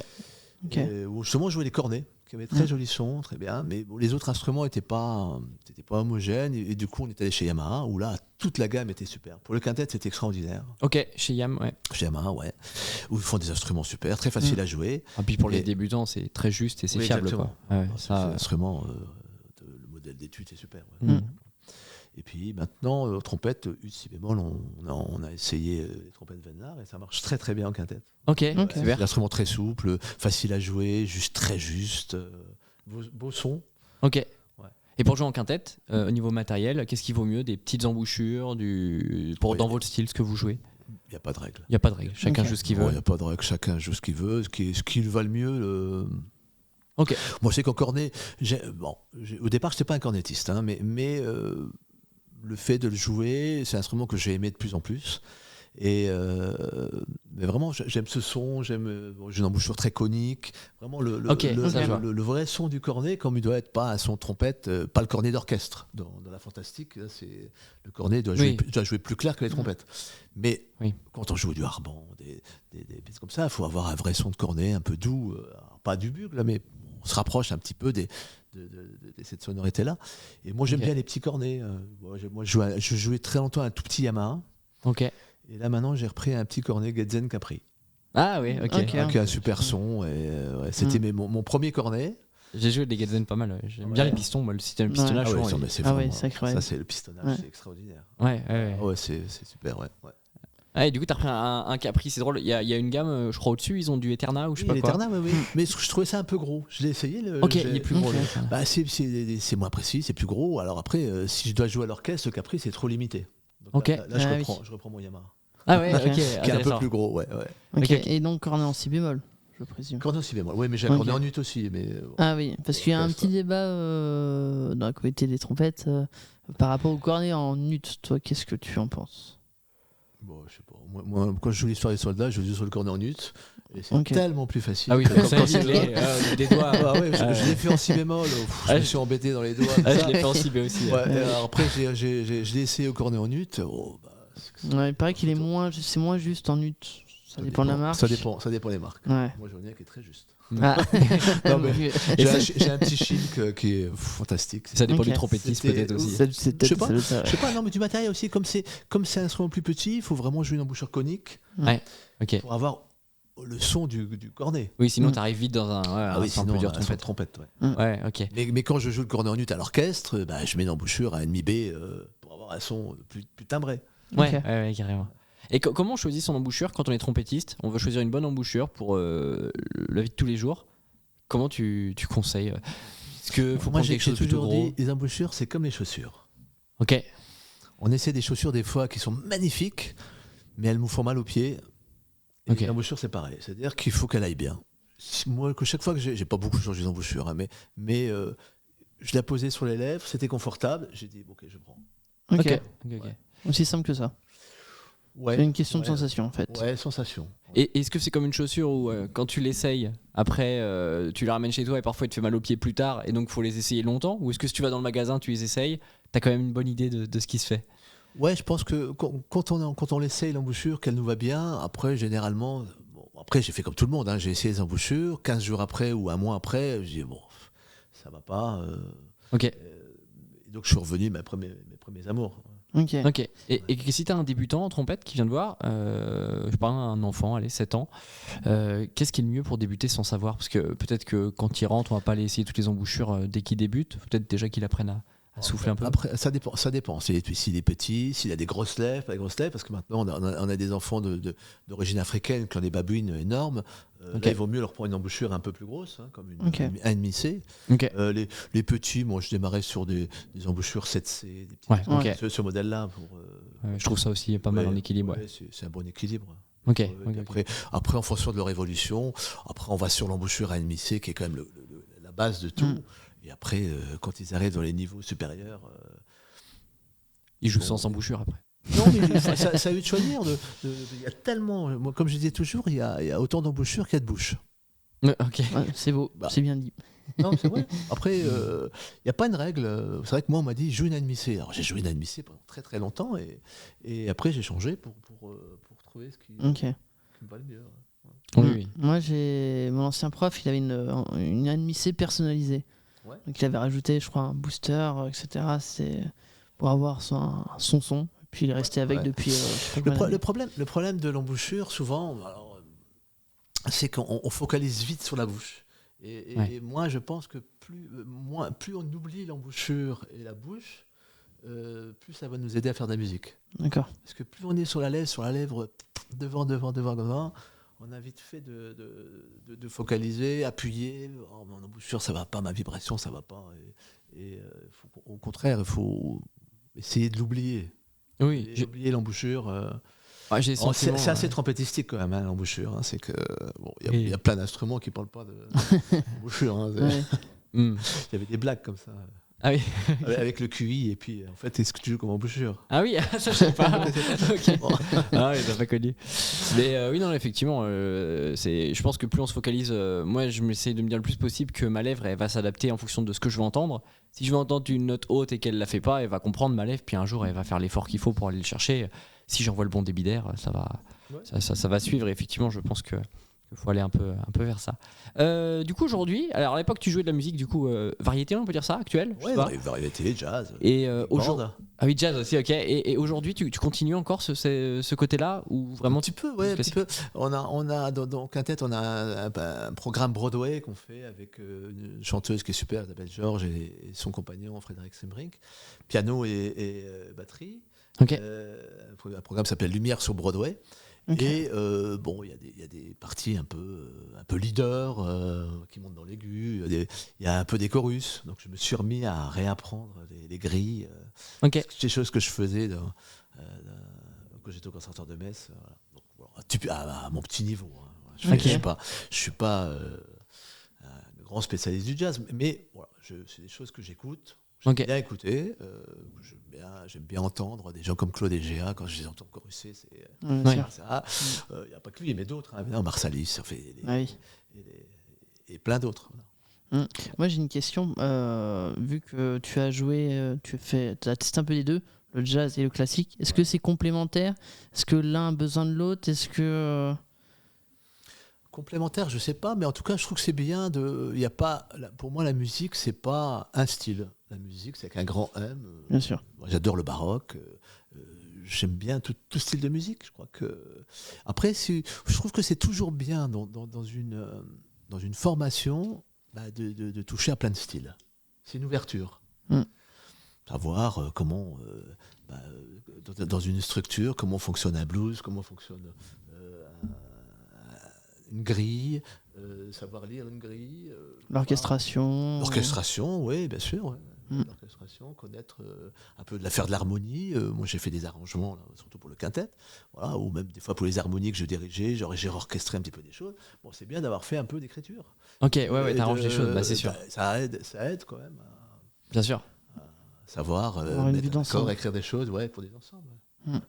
Ok. Donc je pense que maintenant il y a des gens qui font 2 instruments, c'est super aussi, hein, comme David Guerrier, je crois qu'ils en fait 3 ou 4 maintenant, mais on bon, sait pas combien. Il joue magnifiquement du corps, magnifiquement la trompette, parce que il fait du violon aussi. Du violon. De l'ophiclée, on va pas faire la liste. Il a fait du trombone, mais bon voilà, c'est un musicien vraiment exceptionnel. Et voilà, il a touché à plein de choses et je crois que il a un défaut. Il a un défaut. C'est qu'il répond pas sur Instagram quand tu lui envoies des messages. Pour bien dans le podcast. C'est le seul qui n'a pas vu. Pardon, je te laisse terminer. Vous l'aurez un jour. On l'aura un jour, bien on sûr. l'espère. Il faut qu'il aille à Berlin. Bah oui, c'est ça. Faut aller le voir. À Berlin. On ira le voir. Non, excuse-moi, tu disais, je t'ai coupé du coup. Non, T'étais je sûr me rappelle plus ce que je disais. Non, écoute, c'est pas grave, on peut avancer. Aujourd'hui, pour quelqu'un qui veut progresser rapidement, un adulte qui démarre, qui n'a pas un profil enfant, s'il veut avancer rapidement, qu'est-ce qu'il doit faire pour perdre le moins de temps possible et en gagner le plus possible pour toi? Alors pour moi, c'est la régularité, jouer tous les jours. Ok, c'est la priorité. C'est la priorité, parce que la trompette est un instrument qui est assez difficile, qui est physique, et l'entraînement quotidien fera que ça marchera mieux. Ouais. Okay. Oui. Je crois que, même pour tout le monde, hein, je veux dire, plus on va travailler régulièrement, mieux ce sera. Je crois que c'est vraiment la première clé, je crois. Il y a une méthode. Ah, vas-y. Attends, et quand tu dis physique comment? Parce qu'avec Rémi, on n'est pas d'accord sur ce sujet. On se dit, ah bon? mais c'est ce qu'on parlait hier. Attention. Physiquement, toi, qu'est-ce que pour toi, la trompette est physique? Parce que c'est un instrument aigu déjà, qui demande une musculature, une tension, il faut un corps tonique. Je pense que c'est pour ça que c'est un instrument. La respiration, etc. Oui, la respiration, la vitesse d'air, l'énergie qu'on met. Quand je dis physique... Ça fait plaisir que tu sois d'accord avec moi, Michel. Valentin, dire que c'était pas un sport, je trouve ça un peu limite. J'ai jamais dit ça. Mais... Non, c'est qu'hier, moi, je parlais justement du fait que. Alors, c'est un instrument qui demande carrément ça, de la tonicité et de l'énergie, j'en suis sûr. Je suis moins convaincu qu'il faut le voir vraiment comme un sport à fond en disant on entraîne un muscle, parce que finalement, et dire tiens, toujours, la régularité, elle est essentielle. Ça, on a tous ces trucs-là sportifs, effectivement. Mais je crois qu'imaginer le truc dans la force, faut pas. Mais ceci dit, dans beaucoup de sports, possiblement aussi, qu'il faut pas. Quand je dis que c'est physique, mais c'est pas comme un sport. Au contraire, moi je me rappelle, quand j'ai débuté ma carrière, j'avais une élève qui faisait partie de l'équipe de basket de France. Okay. Ah ouais. Adulte. Okay. Mais elle était tellement plein de muscles, parce que c'était une boule de muscles, mais elle jouait. Okay. Et donc tout mon travail, ça a été de dire, allez, on se détend. Donc il faut pas être non plus trop, faut pas faire des barres tout le temps, être trop musculaire. Il faut le bon équilibre. Quand je dis c'est un instrument physique, moi je dis plus la musculature, mais ça vient avec l'entraînement régulier. Ok. Après, je pense qu'à un certain âge, moi je disais toujours à mes élèves, à partir jusqu'à 35 ans, vous n'êtes pas obligé de faire du sport. À partir de 35 ans, c'est quand même bien d'avoir un sport pour s'entretenir. Ah bah ça je crois que oui, hein. Je crois que même pour tout le monde, Oui, bah, c'est ça. Parce même que, pour la tête. Hein. Même pour la tête, ouais, bien sûr. Ouais, complètement. Moi j'ai une élève qui est justement, c'est drôle, qui est championne de ski, qui était championne de France de ski, et là, pas du tout tendue, justement. Donc plutôt slalom en ski, c'est Ah ouais, bien peut-être sûr. plus Ah que. oui. Non, mais c'est drôle. Bah, après, il y a tous les profils, et je trouve que une des vraies compétences, et que moi j'ai pris beaucoup de temps à acquérir et que je travaille encore, c'est prendre du calme, quoi. Jouer avec du calme et de la tonicité. Les deux, ils sont pas évidents parce que quand on veut être tonique, on a vite tendance à se crisper, je trouve. On est un peu là-dedans. Enfin, bon. Voilà. Dans les exercices de routine, sur les exercices que tout le monde fait, est-ce que il y en a un que tu penses qu'il serait préférable de supprimer, un exercice qui pour toi est pas pertinent ou va pas dans le bon sens, qui est souvent fait? Alors, moi j'ai connu des collègues qui chauffaient Caruso. Pour moi, c'est pas la bonne. Ok, pas la bonne C'est technique. pas la bonne technique. Moi, je pense qu'il faut aller tout doucement. Il faut chauffer son corps. Je me rappellerai toujours. Hein, on faisait une tournée avec les quintettes et puis il y avait une salle de sport. Et puis moi, j'arrive à la salle de sport le matin, histoire de me décrasser un peu. Je vais sur un rameur et j'y vais à fond. Ok. Et le coach qui était là, il me dit, dis donc, tu vas fort hein, pour le matin, tu vas un peu vite là. Est-ce que quand tu fais la trompette, tu fais pareil? Bah, je dis non. Ok. Il me dit, voilà, bah, c'est pareil, ton corps, il a besoin d'être chauffé tranquillement. Et pour la trompette, c'est pareil, il faut y aller doucement. Moi, je suis plutôt partisan de faire des Schlossberg, des sons filés. Schlossberg, c'est ça? Ouais, moi j'aime bien les 3 sons de Schlossberg au début, voilà, des choses comme ça. Et après, je fais des liaisons lentes, très lentes, qui vont jusqu'au bout de mon air. Voilà. Je déroule plutôt l'air et ça me réchauffe, ça. Puis voilà. Puis après, je peux. J'avais certains professeurs, maintenant c'est plus d'actualité, mais ils disaient c'est comme le diesel en hiver. Il faut qu'il soit bien chaud pour aller vite. Ok. Ok. Ok, d'accord. Bien. Vas-y. On ferait pas un petit quiz et méthode puisqu'on en parle? Eh bah, faisons un quiz. Alors, on t'a préparé un petit jeu. En gros, on a appris des méthodes, certaines qui existent, certaines qui n'existent pas. Alors, il y a des méthodes, des recueils et des pièces. D'accord. Et ton objectif, c'est de deviner si chacune de ces pièces existe ou pas. D'accord. Voilà, il y en a sûrement que tu connais peut-être. Je commence par la première. Ouais. Je laisserai enchaîner. La première, elle s'appelle Métamorphosis. C'est une pièce de Percy Pursglove. Est-ce que c'est une pièce qui existe ou que tu connais pas. ou non? Non, Non, tu je connais connais pas ça. Alors, c'est pour trompette et marteau pilon. Oula. Ouais, c'est drôle que tu connaisses ça. Et on fournit le casque anti-bruit aussi Pour jouer. Non, c'est une pièce qui est super particulière. On essaiera de mettre le lien en description si tu peux Ouais, nous faire ouais, ça, ouais, Valentin, que ouais, les gens ça regardent. m'intéresse. Ça Et m'intéresse en d'écouter. fait, quelqu'un a écrit une pièce en partant, c'est quelque chose autour de l'improvisation. Donc il y a un trait à jouer qui est un trait un peu tendu d'ailleurs, qu'il a les écrit. aiguilles, Et entre chaque moment où il joue, il vient mettre un coup de marteau sur la trompette et il y a des flèches quoi, qui précisent où on doit mettre le coup de marteau et tout. Sur la trompette Sur la Oui, trompette, sur la trompette. et ensuite il rejoue le même trait. Et donc le D'accord. but c'est de se dire que l'instrument il va pas répondre pareil et qu'il devra adapter son jeu à l'instrument. Donc au fur et à mesure il y a un paquet de coups qui sont mis sur la trompette, puis ça finit de façon un peu catastrophique quoi, avec le son. Et voilà, l'idée de l'auteur c'est de trouver voilà, que l'artiste soit obligé d'improviser, mais non pas par sa propre volonté, mais par la contrainte de l'instrument. Et j'étais tombé dessus il y a quelques années, et c'est un truc qui est pris au sérieux, quoi. Il y a vraiment une partition, il y a l'éditeur et tout ça. Et puis il y avait même un public et qui avait applaudi à la fin. Ça m'a fumé. Ça a ça. été créé où en France? Non. Non, oui, mais c'est un américain. Ouais, je pense pas Faudrait qu'il que est je regarde, français. on retrouvera ça. Mais, Ok, on a une deuxième méthode. Bah, Valentin, alors, tu peux y ça aller. s'appelle le vibrato pour les nuls de Jean-Claude Lebeau. Non, je connais pas. Est-ce que tu penses que ça Non. existe ou non? Non, ça existe pas. Ah bon, bon, donc c'est normal. Tiens, toi, quand tu joues, le vibrato, c'est quelque chose que tu fais beaucoup, qui est quelque chose de bien ou pas? Bah, je pense qu'on a tous un vibrato naturel. Ok. Ce qu'il faut surtout. Alors, c'est vrai que j'ai certains élèves qui ont des vibratos très prononcés. Alors moi, je leur dis, dans le travail de base, de son filet, des choses comme ça, il faut essayer de le contrôler. Ok. Si on arrive à le contrôler, après, mais il faut laisser le vibrato, c'est joli. Hein. Maurice André avait un vibrato extraordinaire. bien sûr, ouais. D'ailleurs, il en avait très peu, il disait lui-même qu'il n'y avait pas de vibrato, mais il bougeait avec la main. On le voyait avec la main, ce qui Ouais, c'est donne vrai. des choses magnifiques. Ouais. C'est vrai que ça Ouais. s'est fait une période de vibrer avec Oui, la comme main. ça, avec C'est la ça. main. Ouais, J'ai ouais. jamais connu ça moi, mais j'ai un élève qui est plutôt ancien et qui avait pris cette habitude quoi. Et Ouais, c'est vrai ouais, que c'est. ouais, c'était une époque, ouais. C'était Ouais. une époque. Et Moi, je sais- ça se fait, c'est pas problématique pour toi? Moi, je suis pas fan. Mais, Ok, ouais. ok, ouais, Pas c'est fan, plutôt- mais bon, mais j'ai connu des gens qui le faisaient. Ouais. Ok. Ok. Ouais. Mais mes professeurs, par exemple, avaient tendance à. Jean-Marie, voilà, il avait tendance un peu à faire ça, voilà, parce que. Alors, Ok. il disait que eux, ils n'avaient pas de vibrato. Et donc, Ok. comme lui, c'était un ancien violoniste, il a commencé par le violon, donc Ah, il ouais. rajoutait ce côté vibrato. Voilà. Ok. Moi, c'était l'inverse. Moi, j'avais toujours le son qui tremblait un peu, donc il a fallu que je travaille l'inverse, à stabiliser le son. Ok. Donc, le vibrato, j'ai plutôt cherché à l'enlever Que le que remettre. le développer. Ouais. Ouais. Ok, intéressant. Ensuite, la méthode, c'est une méthode de trompette qui s'appelle méthode de trompette sans clé et avec clé de Eugène Roy. Oh, Je pense que ça ça doit- existe. Ça doit exister parce que pour les instrumentistes baroques, je pense, non? Ouais, ça existe, Ouais, carrément. Ouais, sans clé et avec clé, c'est l'histoire des clés de sol, ça, Les clé de trous, sol, ouais, machin. ouais. Ah non, ou les clés. Oui, les clés. Ah, les carrément, clés, à l'époque. Parce qu'à l'époque, il y avait des trompettes à clé. Ah ouais, Ok. donc c'est vraiment très Donc, spécifique. donc, ça. ça, ou pour les trompettistes baroques, c'est vrai que c'est peut-être pourquoi pas, certainement. Ouais. Ok. Ok. Alors un autre, j'ai un coup de main pour le coup de langue de Joseph Villain. Non, je crois que ça n'existe pas. Ça. Ouais. Déjà vilain, bon, ça m'aurait dit quelque chose, mais je crois pas. Non. Là, je crois que ça existe pas. Ensuite, on a la méthode Clodomir, si je dis pas de bêtises, Clodomir. Ah oui, bien sûr.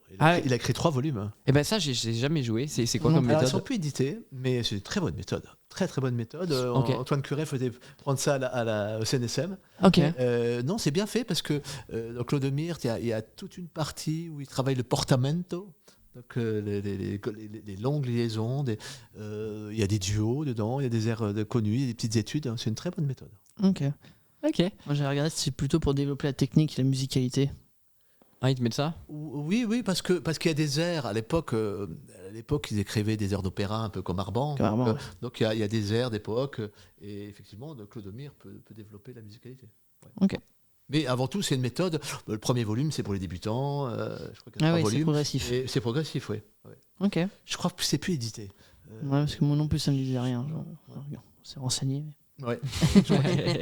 Alors il y en a un autre, ça s'appelle l'art de la trompette baroque de Eklund. Non. Oui, Niklas Eklund, c'était un trompettiste fantastique.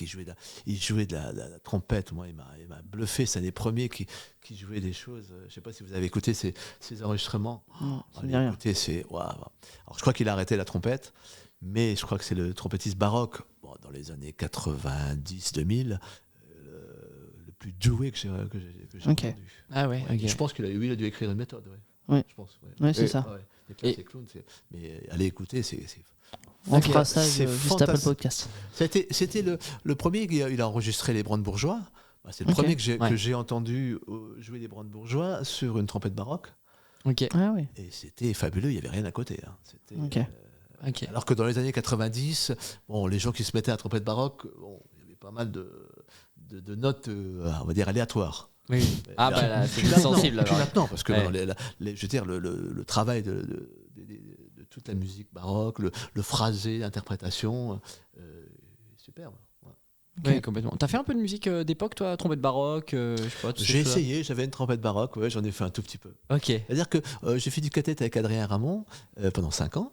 Et bon, lui, s'est vraiment spécialisé là-dedans. Il était au CNSM. D'ailleurs, il a quitté le quintet pour refaire des études baroques. Donc, il est très pointu là-dedans. Et on a travaillé un peu ensemble. Ouais, Ok. Ah, super. Ouais. Mais c'est vrai que c'est curieux à faire. Alors, c'est quelque chose, moi, ça m'a pas beaucoup parlé à l'époque, mais. Oh, mais c'est intéressant. C'est intéressant parce que moi, je sais que j'avais invité Gabriel Cassonne. Ah, bah oui. Je l'avais invité quand C'est j'étais lisse. prof à Reims. Et il avait fait justement une masterclass de trompette naturelle. Ok. Et il en jouait alors magnifiquement. Et donc c'était très très intéressant. Donc on avait formé un peu des élèves. Donc ils jouaient, ils expliquaient des choses. C'était un peu le début, je veux dire, des classes de CRR qui avaient des trompettes naturelles. Ok. Et c'était extrêmement intéressant. Ouais. Ah, bah oui, c'est sûr que. Bah, puis comprendre aussi d'où ça vient, ce qu'on fait aujourd'hui. Et ça. puis même pour le placement de la trompette, c'est un peu trouver la hauteur des notes, la Bien vitesse sûr. d'air. Avec un tube qui est souvent plus long d'ailleurs. ça. Qui est plus Ça, long. c'est intéressant. Ouais. Et c'est intéressant. Surtout les harmoniques en fait. C'est là où on comprend le système des harmoniques. Ouais, C'est vrai que les trompettes à trous, c'est pour changer d'harmonique du coup. Moi j'avais testé et c'est vrai que déjà la mouchère n'était pas la même.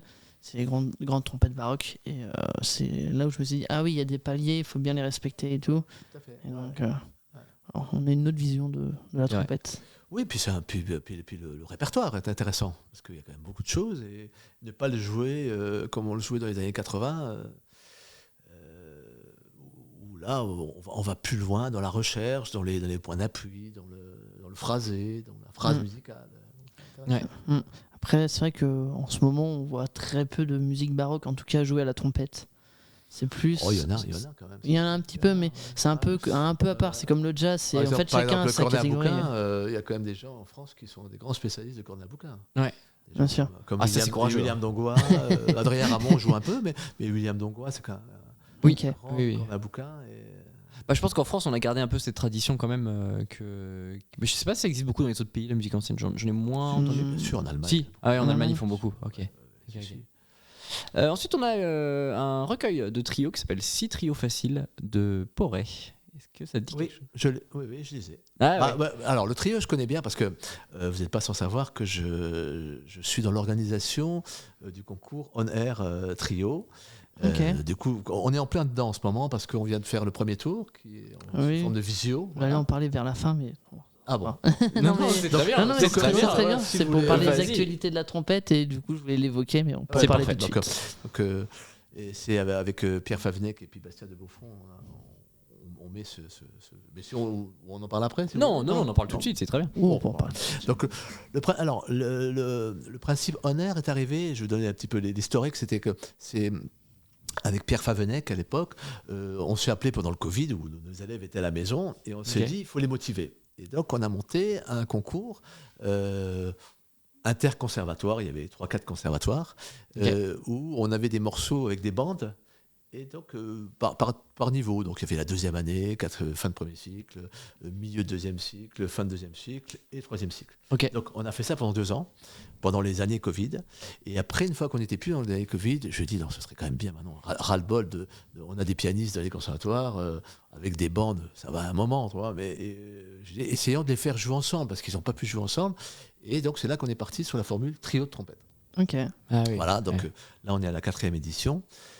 C'est tous les 2 ans. Et c'est super parce que du coup, on développe un petit peu ce répertoire. On demande à des compositeurs d'écrire pour cette formule. Cette année, on a beaucoup d'inscrits. On a 69 trios de toute la France qui se sont inscrits. Ah, c'est génial. Et tout le monde peut s'inscrire, donc en fonction de ton Tout le niveau. monde peut s'inscrire. Il y a 5 catégories. Il y a donc les deuxième année, troisième année, fin de premier cycle, début de deuxième. On a mis des couleurs. Hein. Donc, jaune, c'est les petits. Orange, c'est les deuxième. Les verts, c'est tout le deuxième cycle. Ok. Les bleus, ce sont les troisième cycles.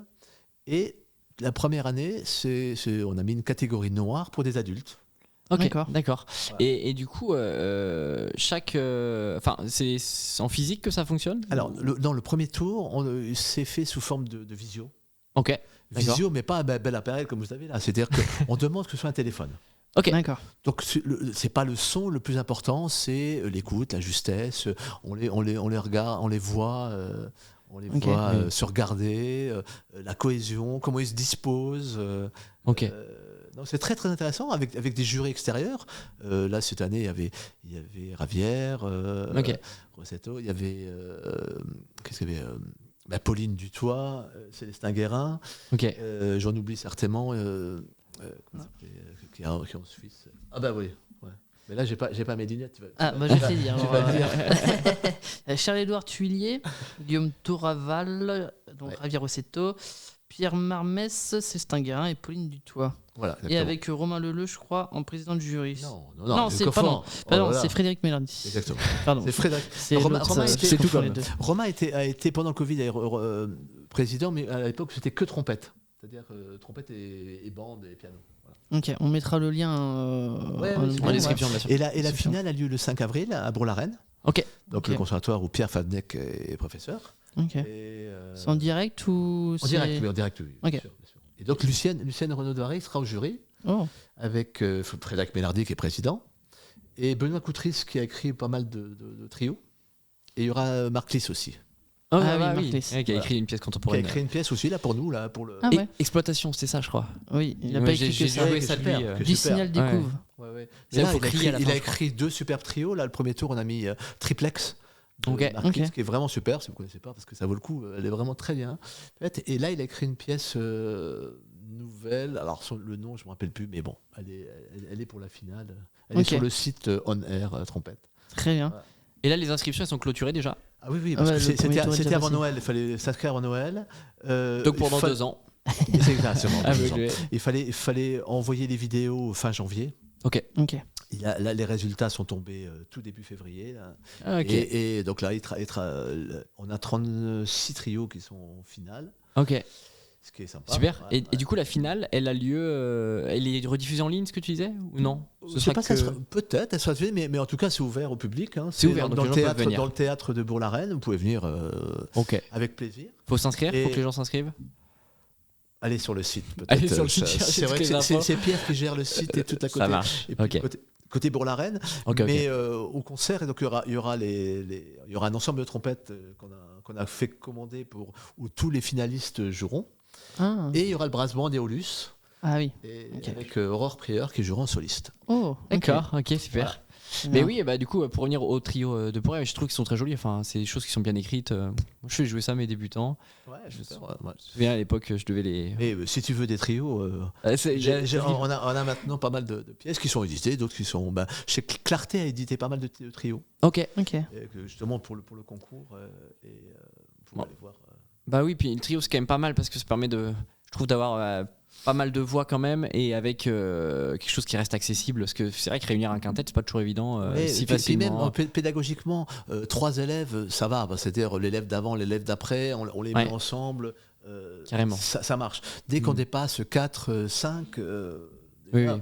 alors ça va pour les fans de deuxième cycle, troisième cycle, où là, ils ont de la musique de chambre. Donc, on met un horaire de musique de chambre. Mais pour des premiers cycles, deuxième cycle, c'est bien. Voilà, c'est bien de- Pour développer ainsi l'écoute, Et puis développer Plan. l'écoute. Et puis je trouve que la musique d'ensemble, Ouais. c'est primordial. bien sûr. Moi, je fais ça depuis 40 ans. Complètement. C'est un peu, même plus que ça. Parce qu'à Metz, j'en faisais déjà. Mais ouais, Bien sûr. c'est important, la musique d'ensemble. On écoute les autres. C'est ça. On a une méthode ensuite de Attends, un recueil de duo C'est ça. qui s'appelle 12 études contemporaines de Ah oui. Walter M. Smith. Alors, peut-être. Smith me dit quelque chose, mais. Donc c'est plutôt oui. Plutôt oui, ouais. Ok. Bon, celle-ci n'existe pas. Mais Ah bon. Bon, voilà. c'est la seule sur laquelle on n'a pas fait de blague. C'est ça. Il existe bien Walter M. Smith. Il a écrit 41. Je crois que c'est. Je sais plus. Pardon, Tu t'es je me lancé dans rappelle plus. l'inconnu. Il a bien écrit le quelque chose, compositeur mais c'était existe. pas les 12 études contemporaines. Il a bien écrit un truc avec 41 quelque chose, mais je me rappelle plus là. Ok. Voilà. Bon, on peut pas tout connaître. Bah non, bien Bon, c'est sûr. vrai, ce qui bien se fait sûr. en France, je regarde un petit peu parce que c'est vrai que par exemple dans les trios, on a Benoît Coutris qui a fait beaucoup de trios, donc allez voir les éditions, même IMD, les éditions Clarté, des choses comme ça qui font des choses. Là, je regarde. Bah, après les éditions américaines, un peu moins. Ok. Très bien. Mais bon, parfois je vois passer des choses. Et Bah, puis, il y a un dernier, donc les 12 duos tout brass. Je sais pas si tu C'est vous qui avez fait ça? Ah. Exactement, on a écrit un recueil de Voilà. duo. Bon. En fait, comme tu parlais là des trios, nous on s'est dit pourquoi pas. De base, on avait enregistré tous les duos Arban parce qu'ils sont pas sur internet. Ah si, ils ont été enregistrés déjà. Alors, Ah, Ils- ok, ils y mais sur étaient, mais YouTube. c'est vrai que sur YouTube, ils ah, pas sont- sur YouTube, ouais. voilà, on ils trouvait des étaient pas- versions ouais. qui étaient un peu moyennes, tout ça. Donc on s'est dit, allez, on les enregistre tous, comme ça au moins il y a une version de référence. Et puis ensuite on a enchaîné. Du coup, on a fait plutôt des pièces, on a réarrangé des pièces classiques. Et, Exactement. parce que le duo c'était le bon format pour nous entre l'élève et le professeur pour pouvoir créer Mais des il choses. y a plein de duos. Luc Roussel et André Fédy, justement chez Clarté, Ok. on fait des livres de duos. Ok. Moi, je sais que systématiquement, à chaque cours, même encore maintenant avec les adultes, on termine par un duo. D'accord. Ah oui, d'accord. Ah bah c'est bien. Ça permet aussi de s'écouter. Ça permet c'est sûr. d'écouter. Sur puis, des airs connus. Alors, quand il y a deux élèves du même niveau, on les met ensemble. Mais sinon, que le professeur joue avec son élève, je trouve ça bien aussi. Parce que, Bien sûr. Alors, des fois, on les accompagne, c'est-à-dire qu'on les rattrape. Quand ils sont deux du même niveau, ils ont plus de mal. Mais c'est très formateur, le duo. Bien sûr. Mm. Super. Ouais, c'est Surtout, nous, ce qu'on fait, c'est on réarrange des airs très connus. Ouais. Genre, par exemple, Nessun Dorma ou ce genre de choses, de l'opéra. On a fait aussi pour débutants, genre, on a fait quoi pour débutants On a plein de petites pièces, du Ouais, Bella des- Ciao, des choses très accessibles. Voilà, c'est ça. Donc voilà. Et donc, Rémi, tu vas peut-être la Dis-moi. chercher. chercher le petit cadeau du coup. Ah, t'as une méthode? Bon, on va t'offrir une méthode. Oui, Voilà. oui. Elles sont derrière? Oui, c'est Oh, derrière. j'y vais, Voilà. je laisse. Je me suis dit, il va peut-être. Voilà, pour te remercier, on voulait t'offrir du coup un petit recueil Bah, super. de bah, 12 duos super. de Touras. Top Brass. Tout brasse, voilà. En fait, c'est un petit jeu de mots, tout brasse, on ne sait pas trop, mais tout pour Hop. deux, parce qu'on Ouais, joue toujours à sûr, deux. ouais. Mais ça fait aussi Super, tout bah. brasse, ça fait un peu cuivré, brassé. Donc c'était un petit jeu de mots qu'on. Ah bah super, Qu'on s'est et dit. ils vont me servir parce que je monte des duos, pas toujours avec trompette, mais je vais jouer dans les hôpitaux.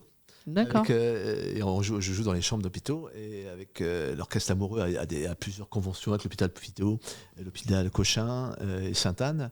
Et donc on va dans les chambres en duo. Et du coup, je me servirai de vos duos. Eh ben, Avec plaisir. J'en ai réécrit quelques-uns aussi.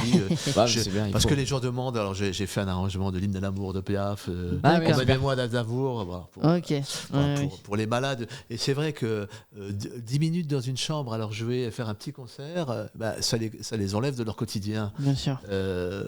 Où on parle que de médecine, de leur maladie, des choses comme ça. Et puis, ils ressortent, ils ont la banane.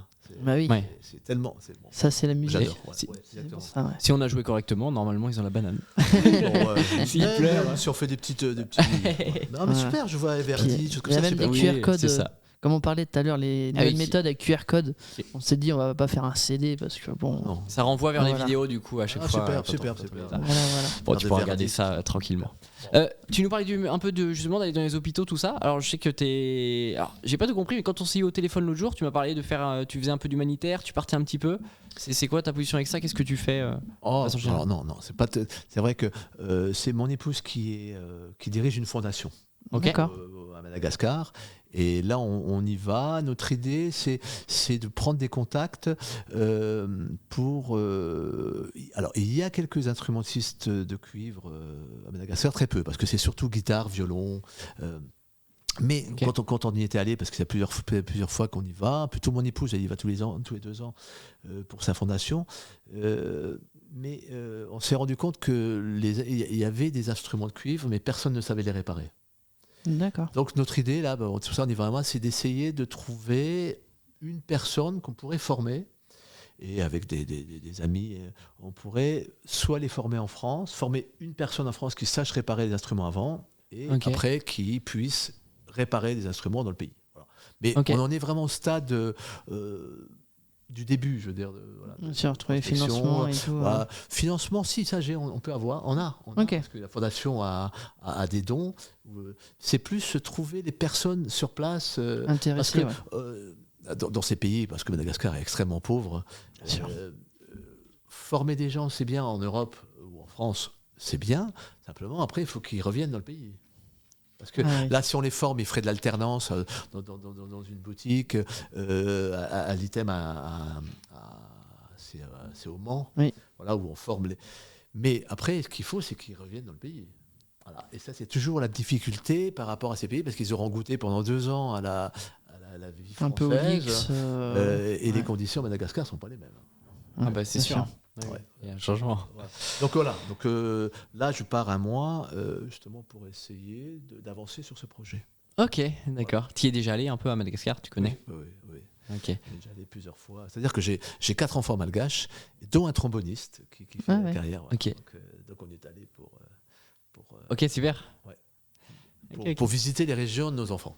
D'accord. Très bien. Ok. Tu as une position sur la pratique adulte dont tu m'as parlé rapidement en disant que dans nos conservatoires aujourd'hui et en général en France, on a du mal à accompagner les adultes et les adultes ne sont pas prioritaires. On prend en priorité les enfants et les adultes quand on peut. Moi, de ce que j'observe dans les petites structures, là où je travaille, l'adulte, on les prend parce qu'il reste de temps en temps des places. Et plus on monte dans les CRR, les choses comme ça, plus il n'y a plus de place du tout pour les adultes ou alors très peu. Quelle est ta position sur ces points-là? En vieillissant, c'est vrai que je trouve que les adultes... Alors après, ça peut être des adultes qui ont fait de la trompette dans leur jeunesse, qui ont arrêté le temps de leur travail, d'élever les enfants, et qui reprennent à 50 ans avec une petite pratique plutôt bien. Et là, ils se retrouvent, ils arrivent dans des conservatoires... Bon, je vois les CRR où j'étais, les portes étaient fermées. Bien sûr. Et, parce que, bon, évidemment, sa priorité, c'est aux plus jeunes, et puis le temps de cours est limité. Hein. Donc, pendant quelques années, j'étais au 6e arrondissement de Paris, où j'avais une association Divertimento qui s'occupait des adultes. Donc là, je prenais quelques adultes. Maintenant, je suis peut-être sous forme de stage.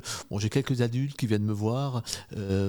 Et justement, j'aime bien monter des petits ensembles de trompettes parce que l'adulte, il va jouer dans une harmonie, il va jouer peut-être prendre un cours individuel de temps en temps avec quelqu'un, mais il a rarement la possibilité de jouer avec un piano, de jouer avec des ensembles. Et donc, c'est ce que j'essaie de faire sous quelques week-ends, comme ça, j'organise des rencontres de trompettistes, pas beaucoup, hein, mais pour les faire jouer ensemble.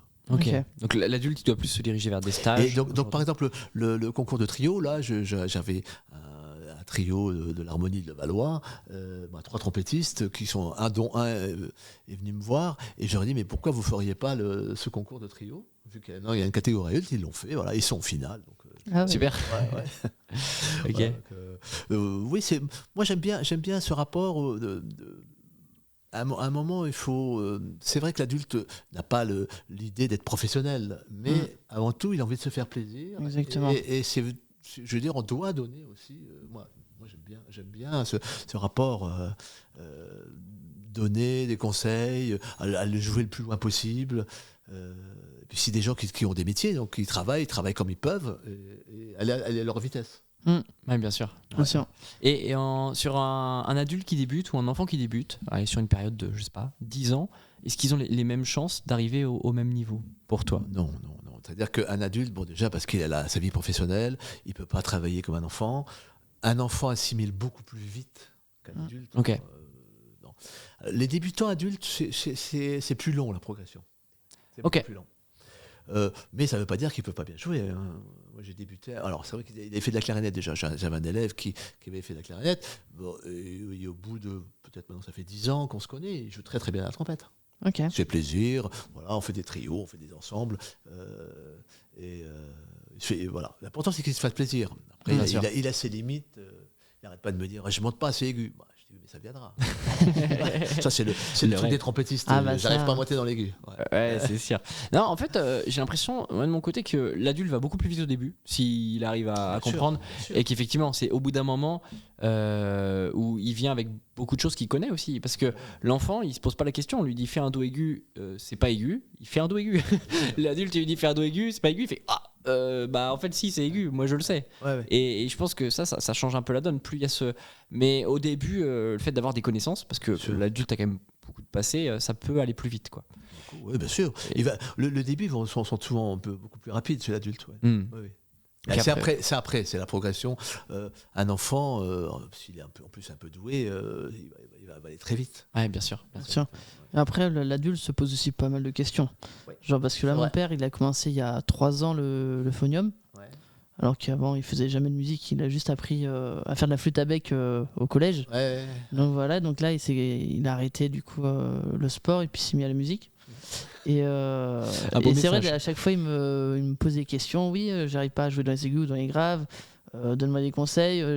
Il se pose un peu trop de questions. J'ai dit non, mais joue de façon naturelle. Ça va venir, etc. Il faut pas forcer.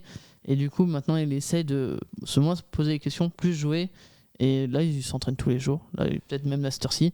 Et puis, il est à fond. Et puis, ça marche très bien. Et progresse vite. Oui, après, c'est vrai qu'un adulte, au bout de 3 ans, il aurait envie de jouer comme quelqu'un qui a fait 10 ans. Ouais, il a des attentes. C'est ça, il y a des attentes. Complètement. 3 ans, c'est les 3e année. De trompette, vous voyez les morceaux qu'on joue au bout de la 3e année, on ne va pas jouer les duos là. Oui, bien sûr. On fait le brandebourgeois en 3e année. Si tout va bien. Non, c'est vrai. Et puis, on imagine mal un enfant. C'est vrai que moi, j'ai rarement un jeune qui me dit moi, je monte pas assez aigu. Non, il me dit comme ça, voilà, c'est cool. Il se pose moins de questions, il est plus insouciant. Il se pose moins de questions, c'est sûr. Plus insouciant. Non, ça c'est vraiment quelque chose. Ok, alors comment on peut avancer le défaut principal aujourd'hui des étudiants en trompette, c'est lequel pour toi et comment on peut résoudre ce genre de problème ? Un problème qui est assez récurrent en trompette pour toi.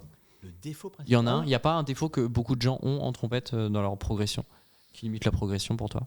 Pour moi, tout le monde est différent, donc il n'y a pas un Ok. défaut. Hein. Ok.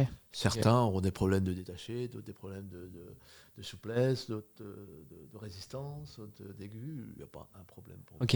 Donc, Non, c'est- je te dis ça dans le sens où j'ai vu beaucoup de masterclass, moi, où en fait le sujet récurrent qui revient beaucoup. Alors ça dépend des masterclass, mais souvent c'est l'utilisation de l'air, quoi. On se retrouve avec, on travaille souvent le son. J'ai l'impression dans les masterclass que j'ai vues, et moins les choses souplesse, détachées. Mais peut-être que t'as pas cet avis-là Si. sur les choses. Ah bah, c'est clair que les gens que je rencontre, si la personne n'est pas bien placée sur l'air, le son ne sera pas adéquat, le détaché va être en correspondance. Je crois que oui, c'est peut-être, mais pour moi, c'est pas un problème. C'est quelque chose qu'on doit régler, chacun à sa manière, Ouais. hein, avec les bonnes touches. Trouver la bonne personne aussi, parce que des fois, le professeur qu'on a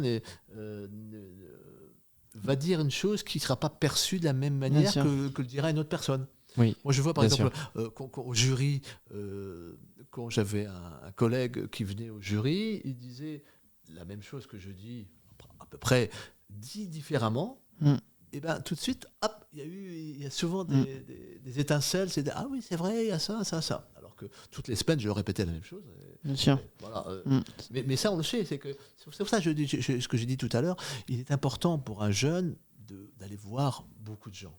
Ouais. Et après, pas suivre à la lettre ce que la personne va vous dire, c'est faire sa sauce à soi et se connaître. Et je dirais, moi, c'est comme ça que j'ai avancé, c'est que je suis allé voir beaucoup de gens. Alors à l'époque, on disait, il faut jouer comme ça, tu dois jouer comme ça, c'est comme ça qu'il faut que tu joues. Bon. Heureusement, j'ai pas écouté tout le monde, ou j'ai essayé toutes les méthodes qu'on m'a proposées, et puis je dis, celle-là, elle me va moins bien, donc je laisse tomber. Et je crois qu'il faut avoir un peu cette intelligence de ne pas aller à fond dans quelque chose qui ne nous va pas. Si on voit qu'au bout de 15 jours ça nous détruit plus qu'autre chose, il faut vite changer et aller ailleurs. Oui, Ok. bien sûr. Ouais, Oui, ouais. puis du coup, l'idéal c'est d'aller faire des stages pour ça, pour rencontrer les gens. Stage, Ouais. écouter des masterclass. Mais puis on a quand même l'outil que moi j'avais pas à mon époque, l'outil YouTube ou Internet qui est, je veux dire, on peut voir des masterclass de personnes fantastiques dans le monde entier. Ok. C'est super. Après, on trouve de tout aussi sur YouTube. Ah oui, on Il y a trouve du de tout. bon et du mauvais, hein, c'est voilà. sûr, c'est sûr. Celui qui apprend la trompette qui est sur Internet, bon. Ah, aujourd'hui, Ouais. y a pas, les outils, je me semble pas forcément suffisants pour tout apprendre sur Internet. Non, mais moi je pense Évidemment. qu'on l'a vu pendant le Covid. C'est bien les cours en distanciel, mais ça marche pas. Il n'y a pas le son, il n'y a pas le rapport au humain. Je veux dire, c'est vrai que nous on fonctionne quand même avec des choses qu'on donne, le mimétisme aussi montré. Quand on joue dans un téléphone ou dans une... Moi, à l'époque, j'avais un micro, mais c'est quand même pas pareil, que la restitution n'est pas la même. La plupart des élèves, ils n'avaient que leur téléphone pour les cours en visio. C'était quand même assez limité. Hein. Ouais, bien sûr. Pour le montrer, moi, c'est ce que j'ai fait pendant le confinement. Pour montrer les doigtés, etc., bien montrer à la caméra. Alors, faut faire ça. Le son, évidemment, le son était vraiment catastrophique parce qu'avec les micros, sur les PC, sont pas performants. C'est fait exprès, mais c'est compliqué. Il faut s'adapter. Et malheureusement, je pense que tout musicien doit s'adapter à chaque situation. On s'est tous adaptés à cette période, qui était une période où on s'est posé beaucoup de questions, et c'était bien. D'ailleurs, on a trouvé des solutions, parce que nos élèves n'ont pas perdu, hein, au contraire, on les a retrouvés. Bon, il y avait des choses qui faisaient moins bien, mais il n'y avait pas de gros défauts. Parce qu'on les surveillait, on les voyait de près, on arrivait à suivre. Et puis, comme on les suivait régulièrement, ça nous permettait quand même qu'ils ne décrochent pas. Donc ça, c'était bien. Oui, bien sûr. Bien. Ouais. Mais ça a ses limites. Au bout d'un moment, tous. Hein. Fallait pas que ça dure. Parce que, Oui, je crois qu'on a fait ce qu'on a pu. Hein. Je veux dire que quand il y a une pandémie, c'est ça. on n'a pas le choix. Hein. Moi, je sais que j'ai eu le Covid, et donc j'ai pas mal souffert. Pour la respiration, c'était compliqué. Hein. Ok. Ouais, Les effets secondaires. La trompette m'a aidé justement à me remettre. Ok. Alors, on a une solution pour lutter Contre le Covid. contre le Covid. C'était la trompette. La trompette. Non, mais après, non. Mais c'est vrai, quand on a le Covid, on tousse beaucoup. Moi, je toussais énormément. Je voulais pas que ça transforme vers un Covid long, parce que j'ai des amis qui ont des Covid longs, et c'est vrai que c'est vraiment pas simple. Mais c'est vrai que dès que je commence, même quand je toussais, je faisais un peu de trompette, des sons longs. Moi, j'allais jusqu'au bout et puis ça me faisait tousser. Ouais. Mais bon, je pense que ça aussi, ça a permis de me soigner un peu. Ouais. Ouais. Pas que les médicaments. Oui, Ok. complètement. Ouais. Non, parce que mon ancien prof, là, Jean-Claude Bolin, pareil, je pense qu'il a dû l'attraper. Et puis, à une période, à chaque cours, on ne pouvait pas faire du Clark parce qu'il faisait peut-être une ligne, il ne pouvait pas faire les suivantes parce que à chaque fois, il toussait. Il toussait. Et puis, ça l'affectait aussi moralement parce qu'il ne pouvait pas faire ce qu'il voulait. Et Ouais, bah pareil, c'était pareil. c'est vrai que c'est. Après, on est plein de doutes, etc. On va le saluer, Jean-Claude Bollin. C'est un bon ami. Très bien. On a des questions des abonnés, je crois. Oui. En vidéo, on a une question d'un abonné que Valentin va pouvoir te montrer. Exactement. Faut juste que je règle le son. En attendant, peut-être qu'on peut évoquer. Si, c'est bon. Oui, c'est vrai. Pas de souci. Hop. Je mets juste mon petit WhatsApp. Alors, on te laisse la regarder puis vous le répondre à la question. Oui, bonjour Monsieur Barré. Salut Vincent. Vincent Mitterrand de l'Orchestre Lamoureux. J'avais une petite question à vous poser. Voilà, j'y travaille déjà depuis quelques années et je me rends compte que je commence à approcher une calvitie certaine et je me demandais si, à tout hasard, j'aurais une chance, grâce à cet aspect important, d'intégrer le Quintet Magnifica. Voilà, merci pour votre réponse. C'est une bonne blague, Vincent, parce qu'on se connaît bien. Je sais bien. Et maintenant, il est professeur à Angers. Oui, je l'ai en professeur. Ah, mais c'est ton professeur? Oui, c'est mon professeur. C'est pour ça que je lui ai demandé une petite. Alors, ça, c'était pour la petite blague, mais on a fait une deuxième. Un peu plus sérieuse. Ouais. Bien, ouais. Monsieur Barré, c'est encore moi. Non, j'avais une question assez sérieuse. J'admire, encore une fois avec le Quintet Magnifica, votre jeu à la trompette piccolo. Et j'aurais bien voulu savoir quel est votre secret, quelle est votre manière de travailler cet instrument particulier que vous jouez magnifiquement bien. Voilà. Encore merci et à bientôt.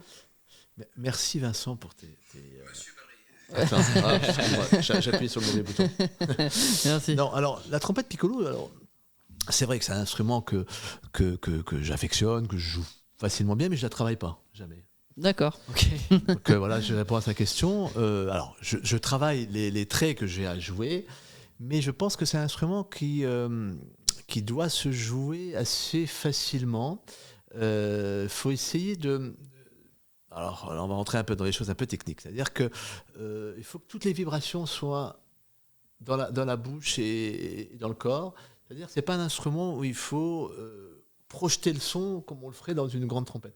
Donc, il faut essayer de rester le plus sur des vibrations, des choses comme ça, et jouer facile. Ok.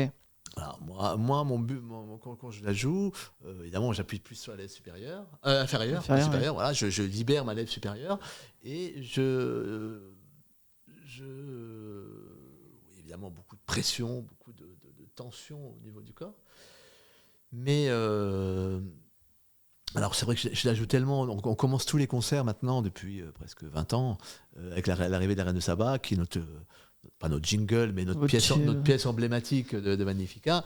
Et c'est vrai que ça me pose pas de questions, ça me pose pas de problème de commencer. Pourtant c'est du détaché. Au début, le fait ta ta ta ta ta ta. Je me suis dit que voilà, je vais m'en prendre plein la figure. Et non, parce que l'instrument est petit et donc je le joue proche. Ça, voilà. D'accord. Après,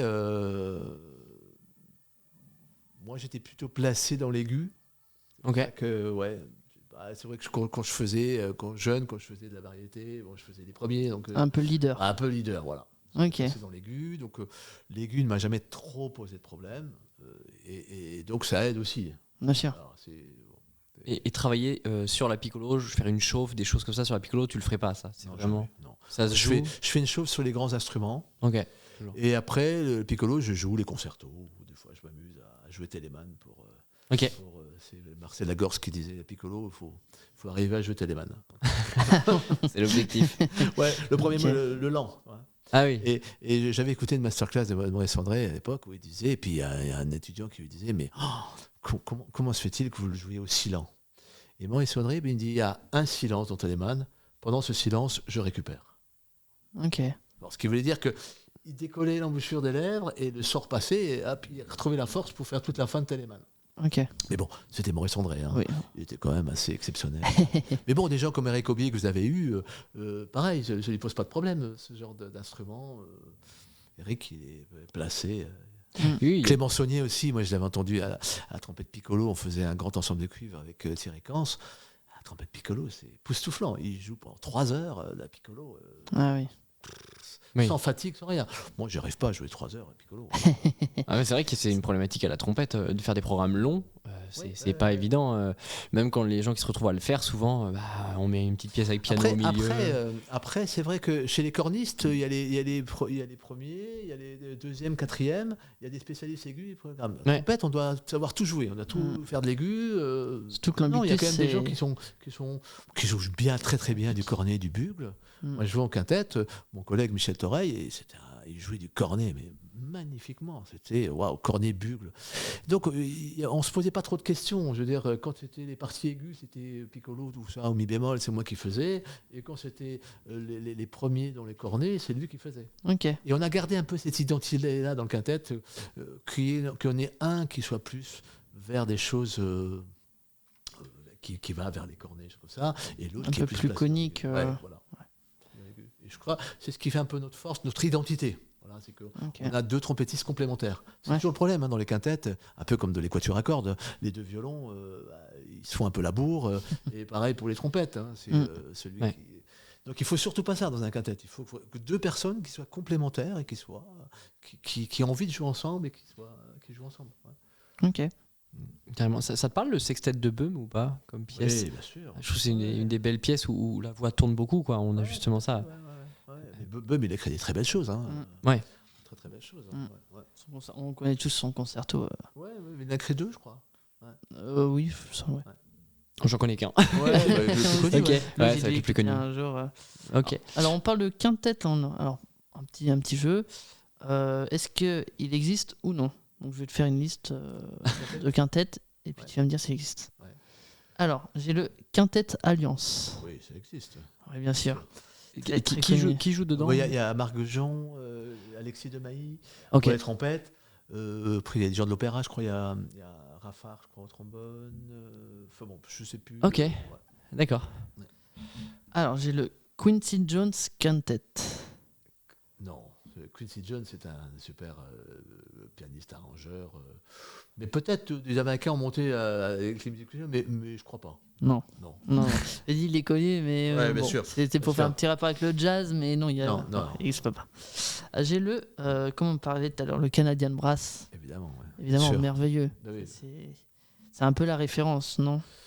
Moi non, mais moi c'est pas la référence de quintet. Moi à l'époque, le quintet sur lesquels vraiment j'écoutais beaucoup, pour moi c'était l'Empire Brass. Ok. Avec Rolf Medvig qui joue la trompette, mais il y avait Sam Pilafian au tuba. Pour moi c'était le disque qu'ils ont fait avec Bernstein. Je sais pas si vous connaissez ce disque-là où il y a un mur où ils ont fait le premier arrangement de West Side Story. Waouh, c'est Ah oui. une référence dans Quintet, ouais. D'accord. Quintet. Et puis tous les albums qu'ils ont fait, c'était ce son que j'aimais bien du Quintet, où c'était très ensemble.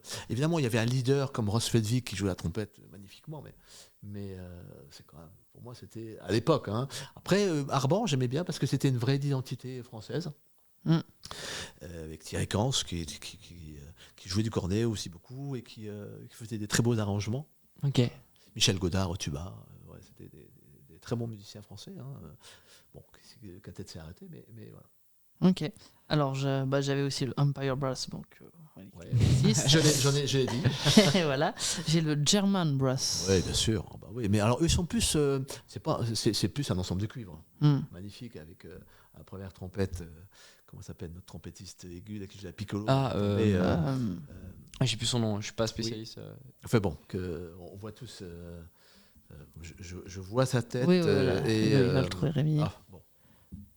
Bon. C'est pas Mathias Holz? Oui, Mathias Ah oui, Holz, c'est bien ça, sûr, c'est ça, bien c'est sûr. ça. Quel musicien, quel trompettiste. Lui, il joue la piccolo. Waouh, c'est Ouais. fantastique. Bien sûr. Fantastique. Alors, j'ai aussi le London Brass. Oui, bien sûr, ouais. Alors, London Brass, peut-être pas parce que. Alors, c'est pas un quintet, c'est plutôt. Ouais, c'est ça, voilà, c'est l'ensemble. C'est un ensemble. Mais un ensemble de cuivre, ouais. Il y avait un quintet anglais. à l'époque, on a fait Narbonne, qui ont fait, je ne me rappelle plus le nom, mais ils étaient en finale aussi à Narbonne Ok. avec nous. Je pense pas Et- qu'il existe. Il s'appelle Il a peut-être pas 40 ans d'existence, lui. peut-être pas.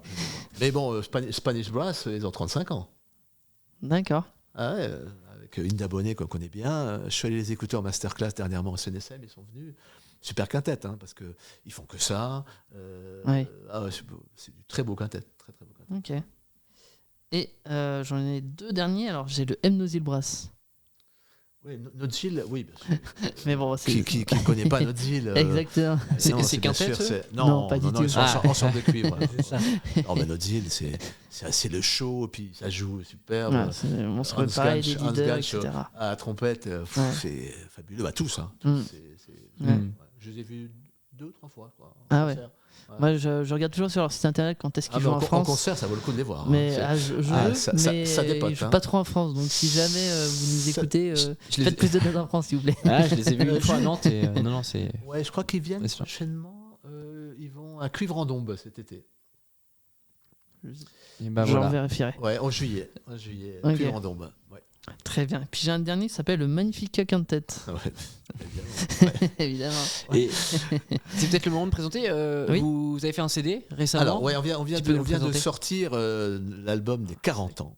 40 ans de Magnifica, exactement. Ouais. Donc, comme je le disais, fin 84, avec Michel Toreil, nous avons créé on s'est rencontrés fin 84 et on a répété en 85. Et on a fait notre premier concert en décembre 85. Depuis 40 ans, évidemment, on ne joue pas toujours les mêmes choses. C'est des questions que je dis, mais au bout de 40 ans, vous n'avez pas marre de jouer les mêmes choses. Alors, on n'a jamais joué les mêmes choses. On a créé plein de nouvelles formules. On a créé avec soprano, avec orgue. On a développé un peu le répertoire. Il en existait des choses, mais on a un peu étoffé le répertoire. On a joué avec percussion, on a joué avec soprano. Donc j'ai dit soprano. Avec dernièrement, on a fait le programme Broadway avec Isabelle Georges. Et donc sur ce album des 40 ans, il y a un premier CD où il y a des pièces de quintet, où on joue une création d'un luxembourgeois qui s'appelle Georges Sadler, qui est vraiment magnifique. Ça s'appelle Four Jokes. Ok. La pièce est vraiment, vous l'écouterez. Vous écouterez, c'est vraiment une superbe pièce. On est sur tous les réseaux maintenant. Très bien. Bon, on le le disque est mettra en ligne, ouais. en description. Mais le coffret est très beau parce que vous voyez, il est très beau. Ouais, on a, ça, c'est- on on l'a a, vu on tout a à l'heure, une ouais. superbe graphiste qu'il Ah a oui. fait. Et le deuxième, je disais, c'est Magnifica et ses amis, où Frédéric Mélardi nous a fait l'honneur d'enregistrer Rustique de Bozza. Ok. Ouais. Avec nous, que réarrangé, que c'est écrit au départ pour trompette et piano. Digné Benetti, qui était timbalier à l'Orchestre National et qui maintenant est un superbe arrangeur, chef d'orchestre, il nous a fait l'orchestration. Ok. Sur ce disque, on a mis une chanson avec Isabelle Georges et Raphaël Sanchez au piano. Et puis il y a de l'orgue, il y a du soprano, il y a les anciens musiciens qui ont joué avec le quintet. C'est pour ça qu'on a appelé ça Magnifica. Voilà. Et puis on vient de faire un concert sur Paris là, le 5 février où il y avait 700 personnes Ah à ouais. l'église Notre-Dame-des-Champs pour la sortie de cet album. Voilà. Il Ok. est sorti en janvier et voilà, et on l'a montré à cette occasion-là. Ok. Bah, en tout cas, c'est un très bel album. Nous, on a regardé, puis c'est chouette d'avoir de la documentation et tout ça à l'intérieur. Donc, Ouais. c'est plus que vous aurez autre chose que sur Spotify. Où est-ce que les gens peuvent le retrouver, cet album? Alors sur notre site, vous pouvez le magnifica.net, Ok. vous pouvez l'avoir et puis on vous l'envoie. Alors c'est mieux si on a 2-3 parce que les frais de port sont très chers. La poste, ils sont. Ouais, on connaît ça un peu avec les méthodes. Oh là là, parce que comme c'est un double coffret, là on dépasse un peu, on est à plus de 5 euros d'envoi. Ah, c'est peut-être le poids. Peut-être, Non, parce que bah, c'est un double. c'est toujours 5 euros, hein, un envoi. 5 euros ouais. et quelques. Donc, achetez-les par 10. Et puis, Ah ouais, parfait, et parfait, puis vous ouais. faites des cadeaux comme ça sur Non, toute mais l'année. Déjà, Y a pas de c'est à 3-4, déjà ça coûte moins cher en frais de port. Oui, oui. Bien sûr. C'est sûr. Ok. Bon, ça peut être une idée de cadeau. Bien sûr. Quelques petits points rapidement. Sur scène, il y a des fois ça fonctionne, des fois ça fonctionne moins bien. Est-ce que tu as un pire souvenir sur scène, un moment où c'était compliqué?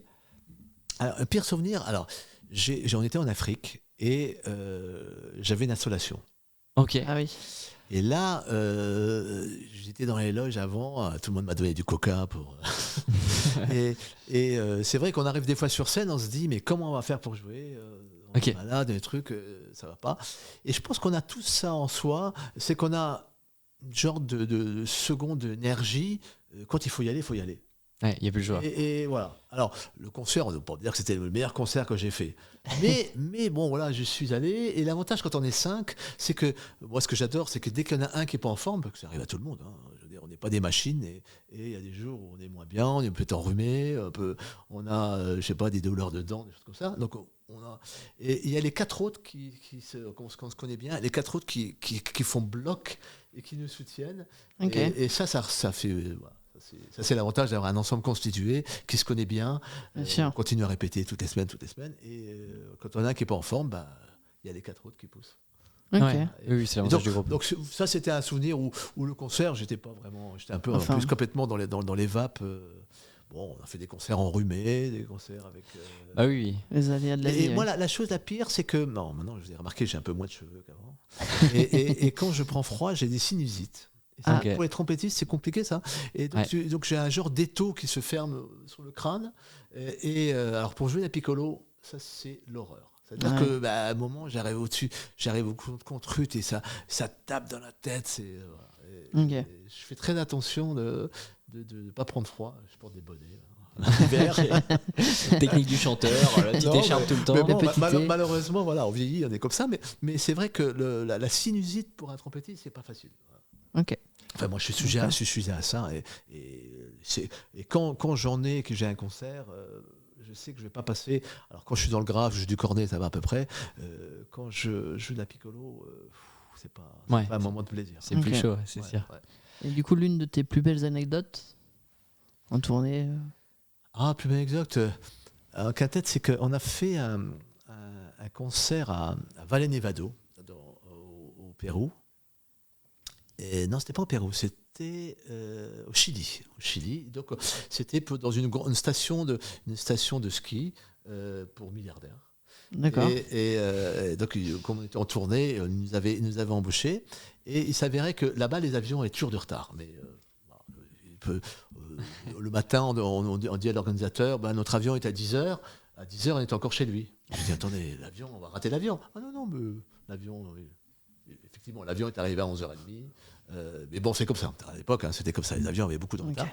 Donc, on est arrivé en retard à la capitale. Et il y avait un bus qui devait nous emmener à la station de ski. Mais il y avait un système de gens qui montaient, qui descendaient. Donc, à partir de 17h, on ne pouvait plus monter. Donc, on s'est retrouvés en bas des pistes à 17h. Pas moyen de monter, alors que le concert était à 19h, 2 heures après. Et là, l'organisateur qui appelle... Et là, arrive un hélicoptère. Et donc, on est venu chercher en hélicoptère. Ah ouais. On est monté... Ah, la classe. La classe. On a des photos encore. Hein, Ah ouais. qui sont sur le site en hélicoptère. Donc, on est monté en ouais. hélicoptère faire notre concert. Mais il s'avère qu'à l'époque, c'était $1000. Mais on est rentrés tous les 5 dans le premier hélicoptère, mais les instruments ne pouvaient pas rentrer. Le tuba, Bah, imaginez. Donc, ils ont dû faire un deuxième aller-retour. chercher Incroyable. Et puis on est resté, et notre pauvre chauffeur qui attendait en bas, il a dû attendre 20 heures de monter, donc il est venu nous rechercher alors qu'on avait fini notre concert, et voilà, puis on est redescendu après le concert. Voilà. Ça, c'est une assez belle anecdote sympathique, concert en hélicoptère. Ah ouais. Ouais, c'est chouette. Et une question là plus générale. Au niveau de la pratique de la trompette, est-ce que tu penses que tout le monde peut jouer de la trompette, ou qu'il y a des fois où on vaut mieux peut-être prendre un instrument, on est moins fait pour celui-ci? Est-ce qu'il y a des choses, même physiques parfois, qui peuvent empêcher ça? Ouais, moi, je pense que pas tout le monde peut jouer à la trompette. Ok. Parce que j'ai eu des élèves qui voulaient faire la trompette et ça marchait pas, ça montait pas, et je l'ai mis sur un instrument un tout petit peu plus grave, cor ou trombone ou euphonium, et certains ont fait des carrières. Hein. Incroyable, ok. Ok. Michel Godard a commencé par la trompette et maintenant c'est un super tubiste, par exemple. Il y en a d'autres, hein. J'en connais plein. Ok. plein. Je pense qu'il faut pas, on n'est pas tous faits pour faire la même chose. Oui, ça, c'est certain. Bon, voilà. Après, Il y en a qui ont plus de facilité, alors, ouais. celui qui travaille, celui qui a vraiment envie, moi j'ai eu des élèves qui voulaient vraiment, qui travaillaient, tout ça, ouais, on y arrive avec le temps. Mais pour certains, c'est dur. Hein, je veux dire, comme je dis, c'est un instrument physique, et si on n'est pas placé dans l'aigu, Oui. ça peut être plus difficile. Ouais. Ouais, puis ça, on le sait qu'avec le temps, en fait, c'est au bout d'un moment, on le voit. Parce que, est-ce que pour toi, le premier sentiment avec l'instrument, tu vois, on fait beaucoup ça aujourd'hui, les parcours découvertes instrumentaux, tout ça. On voit l'enfant qui joue, il y en a, ça marche tout de suite, il y en a, ça marche pas. Mais est-ce que ça déjà, ça donne un indice pour toi ou non? Il faut vraiment laisser le temps. Complètement, ouais. Ah si, quand même. Ah oui, Ouais. si. Si. Et je pense que celui qui est volontaire, qui a envie, oui, je crois que c'est. Ah bah c'est sûr que l'envie, c'est Ouais, c'est ça. peut-être C'est même la priorité. la motivation, l'envie, puis après, bon, voir si les musiciens, pas tout le monde est musicien. Hein, je veux dire Ouais. c'est vrai que parce que je disais ça des parents, il y a certains qui sont très forts en sport. Foncez à fond dans le sport parce que ça prend du temps aussi le sport. Hein. Bien sûr. Mais la musique, c'est la seule Complètement. activité, comme je dis, c'est la seule activité extrascolaire qui nécessite un travail régulier. Mm. Le sport, En tout cas, on va en faire une, 2 fois amateur. par semaine. Oui, à niveau Oui, niveau amateur. bien ouais, sûr. ouais, oui. ouais. J'imagine que quand on fait de son métier un sport, on finit par le bosser Ah bah, beaucoup. bien sûr. Ah non, tout à fait. Les sportifs de haut niveau, ils s'entraînent beaucoup. Ouais. Et on parlait de musicalité, ça c'est un vrai truc. Comment on développe la musicalité en cours? Je trouve que c'est quelque chose qui est pas toujours le plus évident. Comment on amène quelqu'un à faire de la musique qui a du mal à le faire? Bah, moi, je pense que déjà, il faut déjà écouter beaucoup de musique. Ok, Ok. bien sûr. Je pense que pour un enfant, même en cours, moi j'arrivais avec ma tablette, je refaisais ceux qui n'avaient pas trop bossé, j'en écoutais un peu, alors, des fois de la trompette, des fois pas de la trompette, mais en fonction de ce qu'ils jouaient, tu leur fais écouter. C'est vrai que le problème actuel, alors c'est vrai qu'on a les réseaux, des choses comme ça. Là, je viens de faire un concert avec Lamoureux, il y avait 35 000 personnes, mais il n'y avait que de la K-pop. Pas que ça, mais voilà. C'est vrai que si on écoute que de la K-pop, je savais pas ce que c'était avant. Hein. Ok. J'ai appris ce D'accord. que c'était la K-pop. Bon, Petite mais bon, surprise. ça déplace quand même 35 000 personnes Ouais. à Défense Ah Arena. ouais. Donc, Complètement. Ah oui, il y a mais- une grosse communauté. ouais. mais voilà, c'est pas le même type de musique. Ah, bien sûr. Ouais. Il y a eu 3 airs classiques.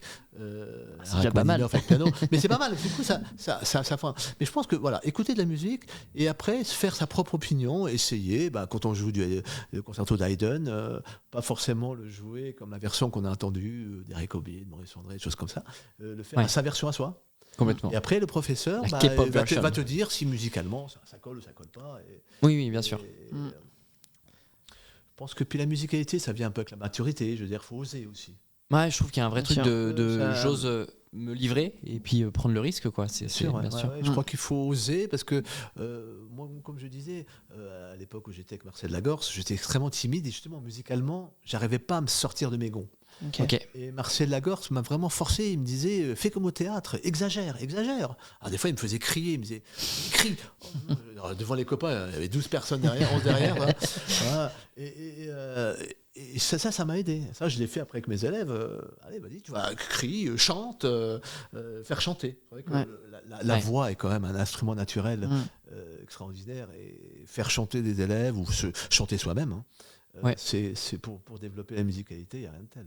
Oui, complètement. Ouais, donc peut-être passer par le chant. Moi, je l'ai fait beaucoup passer par le chant. Quand effectivement, musicalement, on n'ose pas quand on chante, je trouve, pas faire de musique. Ça viendrait à l'idée de personne de chanter comme ça, quoi. Ouais. Du coup, on se force à faire un peu de musique, puis en répliquant sur l'instrument, parfois on trouve un peu le. Ouais, c'est vrai, le c'est truc. vrai. Le chant, c'est vraiment Mm. un super outil, il faut l'utiliser.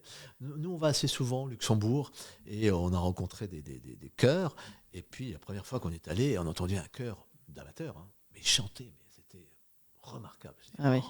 Et donc, je vois le chef de chœur, je lui dis, mais comment tu fais pour. C'est des professionnels, ces gens-là? Il me dit, non, pas du tout, mais ils ont des voix. Mais il me dit, parce que c'est des gens qui chantent toute la journée. Ils Ah sont dans ouais. leur voiture, ils chantent, ils Ouais. sont chez eux à la maison, ils chantent. Tu vois, ils ont cette culture de chanter tout le temps, Ok. Ouais. qui fait qu'ils se retrouvent en chœur. Alors c'était plus il y a une dizaine d'années, mais parce que je l'ai revu, justement, il est venu voir notre concert, et il me dit c'est un peu moins ça maintenant, les gens chantent moins, et donc, Ok. du coup on est plus obligé de travailler les voix. Mais il y a 10 ans, ils ne travaillaient pas les voix, ils chantaient tout le temps, donc ils avaient des voix travaillées. Ah ouais, c'est incroyable ça. Ouais. Bah oui, la meilleure façon de bien chanter, c'est de chanter, hein. C'est de Peut-être. chanter, bien sûr. Visiblement, Et puis, et pas avoir peur de chanter, parce que souvent, je vois les élèves, tu chantes? Ah non, j'ose pas. C'est ça. Complètement. Faudrait chanter à la maison. Hein. Moi, j'avais un père qui chantait tout le temps. Dès qu'il y avait, Ah oui. Ok. il adorait ça, et je faisais partie d'un chœur qui était basse. Donc, mais tous les repas, des fois bien arrosés, dès que c'était bien arrosé, bon, il se mettait debout, il chantait, puis il chantait avec ses copains, puis tout le monde chantait. Bien Ok. sûr. Ah ouais. Comme moi, il me demandait, comme j'étais timide, il me demandait à chaque fois, qu'il y avait plein de monde là, viens me jouer un petit morceau. Alors, j'avais 7-8 ans, mais je le remercie, hein, parce que Ouais. ça m'a permis d'enlever ma timidité, de jouer devant les autres. Alors, je réfléchissais, comme je jouais par cœur, je réfléchissais dans la semaine ce que j'allais jouer à la famille. Ouais. Parce qu'ils me disaient, Ok. oh, tu vas bien nous jouer un morceau. Alors, qu'est-ce que je vais jouer? Bon, puis voilà. Ouais, bien sûr. Ok. Ok. Alors on revient sur un petit point technique. Au niveau des instruments, une trompette vernie ou argentée, est-ce que tu entends une différence sur Oui, il y a une différence. Ouais. Ok. Et un instrument brut aussi. dans le son ou carrément effectivement Un instrument sans. brut, ouais. Ouais. Oui, il y a une différence. Après, c'est en fonction de chacun. Je veux dire, c'est comme les embouchures mégatonnes. Ok. C'est la sensation de chacun. Voilà. Moi, j'aimais bien les instruments quand ils étaient beaux, vernis, tout ça.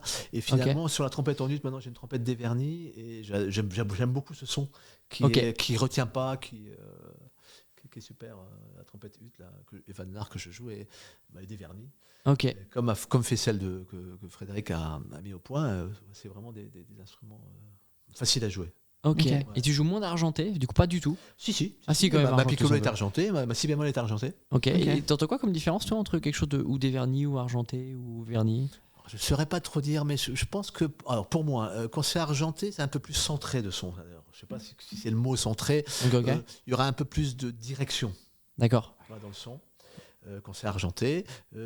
Quand c'est verni, alors c'est vrai que pour le cornet, j'aime bien l'instrument verni Ok. parce que je trouve que c'est plus facile à jouer. D'accord. Je sais Ok. pas pourquoi, mais j'avais essayé un cornet argenté Getzen, ça me plaisait pas. Ok. Et j'ai le même, maintenant j'ai trouvé un vernis, je retrouve des sensations faciles. Alors, Ok. je sais pas pourquoi, je crois que c'est vraiment ma sensation. Oui. Ok. Oui, Et oui. la piccolo, elle est argentée, mais ça c'est très bien parce que ça a besoin de centrage. Ok, oui, complètement. Ouais. Ouais. Ah, d'accord. Peut-être on termine avec un petit problème technique. Alors, une mini masterclass sur un problème. Alors, je te donne un problème d'un étudiant Ouais. et tu me donnes les options qui pour toi sont possibles et vers quoi on pourrait travailler pour essayer de régler ce problème. Imaginons un étudiant qui cherche à accélérer son détaché. Il se retrouve amené à travailler le coup de langue et il travaille son coup de langue lentement en disant ta, ka, ta, ka, ta, le ternaire, ta, ta, ka. Et il travaille jour après jour et il progresse pas. Il avance et dès qu'il joue, tout bloque, les tas, les cas fonctionnent pas correctement. Ça c'est tout le monde ça. Et c'est tout le monde. Ok. Ah oui. Et alors comment on résout ça? Alors moi je pense que c'est vraiment déjà, alors, en tout cas le takata, il faut savoir le parler déjà. Ok. Et je pense que. Alors, c'est vrai que moi j'ai travaillé ça, le détaché, beaucoup, hein, parce qu'on me disait, t'as pas de détaché. Alors, je faisais rarement tous les exercices, tout ça. Ouais. Et plus je le travaillais, moins ça marchait. Ok. D'accord. Et donc, je pense que c'est la langue. La langue, à un moment, il faut qu'elle soit lâche. Par exemple, faire ça déjà, savoir Ouais. le faire. Ça veut dire qu'il faut de l'air. Je pense que le travail muet qu'on peut faire peut nous faire gagner beaucoup de temps par rapport au travail derrière l'instrument. Ok. Le détacher, c'est-à-dire faire ça. Ouais. Voilà, avec de l'air. Alors après, travailler le détaché, maintenant, moi, ce que je préconise toujours, c'est d'abord faire une liaison et Ouais. faire la même chose détachée. Pour, oui, C'est-à-dire, pour ça, ouais. Ok. vous prenez dans Darban une gamme, voilà, tout simplement. Une fois lié, une fois détaché. Et ça permet, d'abord lentement, hein, là je l'ai chanté un peu vite, mais d'abord lentement, et après un peu plus rapidement, et pour améliorer la langue. Alors après, ça vient aussi du placement de la langue, comme je disais tout à l'heure. Si la langue est trop devant, vers les dents, vers les lèvres, elle va être plate, droite, et elle va se raidir. Et à un bon moment, on a beau travailler des heures, moi, ce qui se passait, je travaillais des heures, et plus je travaillais, plus la langue, elle était bloquée. Ok. Voilà. C'est Ouais, quand je parle beaucoup, je bégaye. Mais bon, C'est sûr. Ouais. c'est un peu ça. C'est-à-dire, plus on va focaliser sur le détaché, et plus au bout d'un moment, il y aura une crispation. Ouais. Et la crispation, Ouais, donc faut non, limiter moi, la je fais crispation. toujours, tous les jours, hein, je travaille mais je travaille en lié détaché. Ok. Ok. Même sous forme de souplesse, une première fois lié, une première fois détaché. Alors c'est drôle parce que Pichereau disait, il avait la méthode Arban. Et puis il disait, il disait, quand tu détaches, on ne dit pas grande méthode de cornet à piston. Tu fais comme de la liaison, grande méthode de cornet à piston. Et bien le détaché, c'est pareil. Ta ta ta ta ta ta ta ta ta. Ok. J'ai encore un enregistrement de Pichereau, il dit exactement ça. C'est une première fois lié, une première fois détaché, et retrouver les sensations qu'on a dans la liaison, dans le détaché. Ok. Oui. Souvent, ça débloque les choses, la liaison. Ouais, je pense aussi. Hein. Ouais, Et effectivement. ça libère la langue, voilà. Et puis travailler sans l'instrument, travailler l'articulation. Ouais, il faut le faire aussi. Le faire aussi, ouais. Carrément. Celui qui a un problème de détaché, moi, les élèves, la première chose quand on travaille, le plus dur, c'est le ternaire. Hein. Oui. Ta. Alors, je disais plutôt ta plutôt que le tu, parce que le tu peut faire coincer un peu. Mais, Ouais. ta, ka, ta, ta. Alors d'abord, exagérer la syllabe ka en parlant. Hein. En parlant, ta, ka, ta, puis plus en plus vite. Et puis après, l'instrument. Exagérer à l'instrument, mais pas en faire 1 heure d'affilée. Oui, parce qu'après, tu crises. C'est par petites touches, il faut travailler un quart d'heure maximum, parce que sinon après, ça va bloquer et ça va vous foutre en l'air pour toute la reste de la journée. Ok. Ah ouais, c'est vrai. Ok, oui, carrément. Merci beaucoup, Michel, Avec plaisir. d'avoir été avec nous au podcast. Je pense qu'on a appris plein de choses. Exactement. Est-ce qu'on peut rediriger les gens vers différents projets à toi? Alors déjà, le CD Magnificat. Magnificat, notre site, tu as aussi magnificat.net. Tu peux me donner. Je vais le montrer, voilà. Parfait. Le dernier des 40 ans.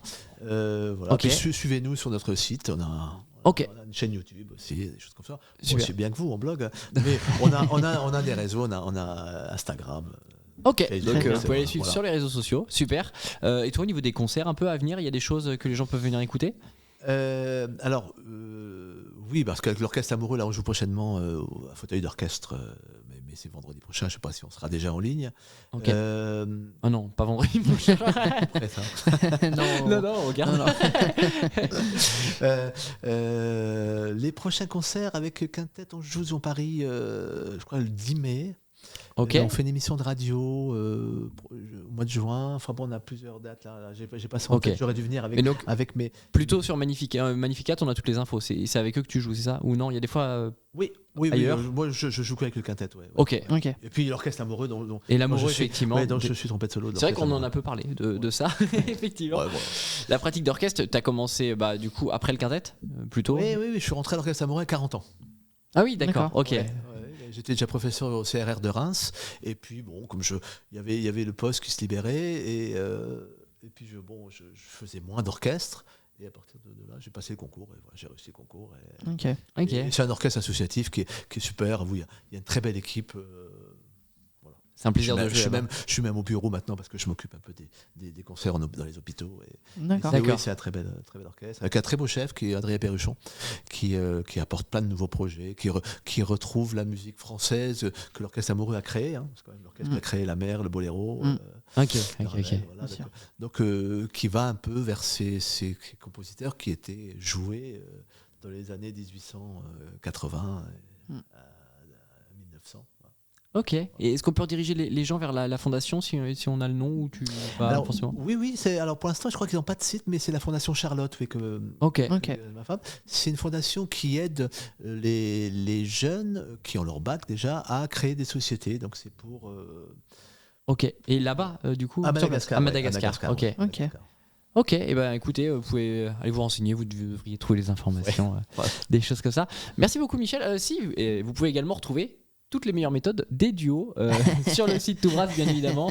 On aura les liens en description. Ce podcast est disponible en audio sur toutes les plateformes, Spotify, Deezer, Apple Podcast. Ça a été un plaisir pour nous de te recevoir. Et Merci puis, à vous. N'hésitez pas à nous faire des suggestions si vous voulez voir certains invités. Alors là, on a une liste d'invités qui commence à être un peu conséquente, donc il y en a certains qui sont sûrement déjà dedans. Voilà. N'hésitez pas à laisser des commentaires sur ce que vous avez entendu, si vous avez des questions. Bien sûr, on y répondra et on les regardera. Et puis ça peut aussi changer nos façons de faire le podcast. Et donc voilà. Merci pour tous vos retours. Merci Michel. Merci. Au revoir. Rémi, c'est quoi déjà le code promo pour acheter ses surdines et ses embouchures? C'est Toubras 10. Est-ce que je peux le partager à ma communauté? Bah, ils sont combien dans ta communauté? Je crois qu'ils sont 100 000. Bon, 100 000, mais pas plus. Hein. Ok, merci Rémi. Mais pourquoi tu chuchotes? Mais c'est toi qui chuchotes.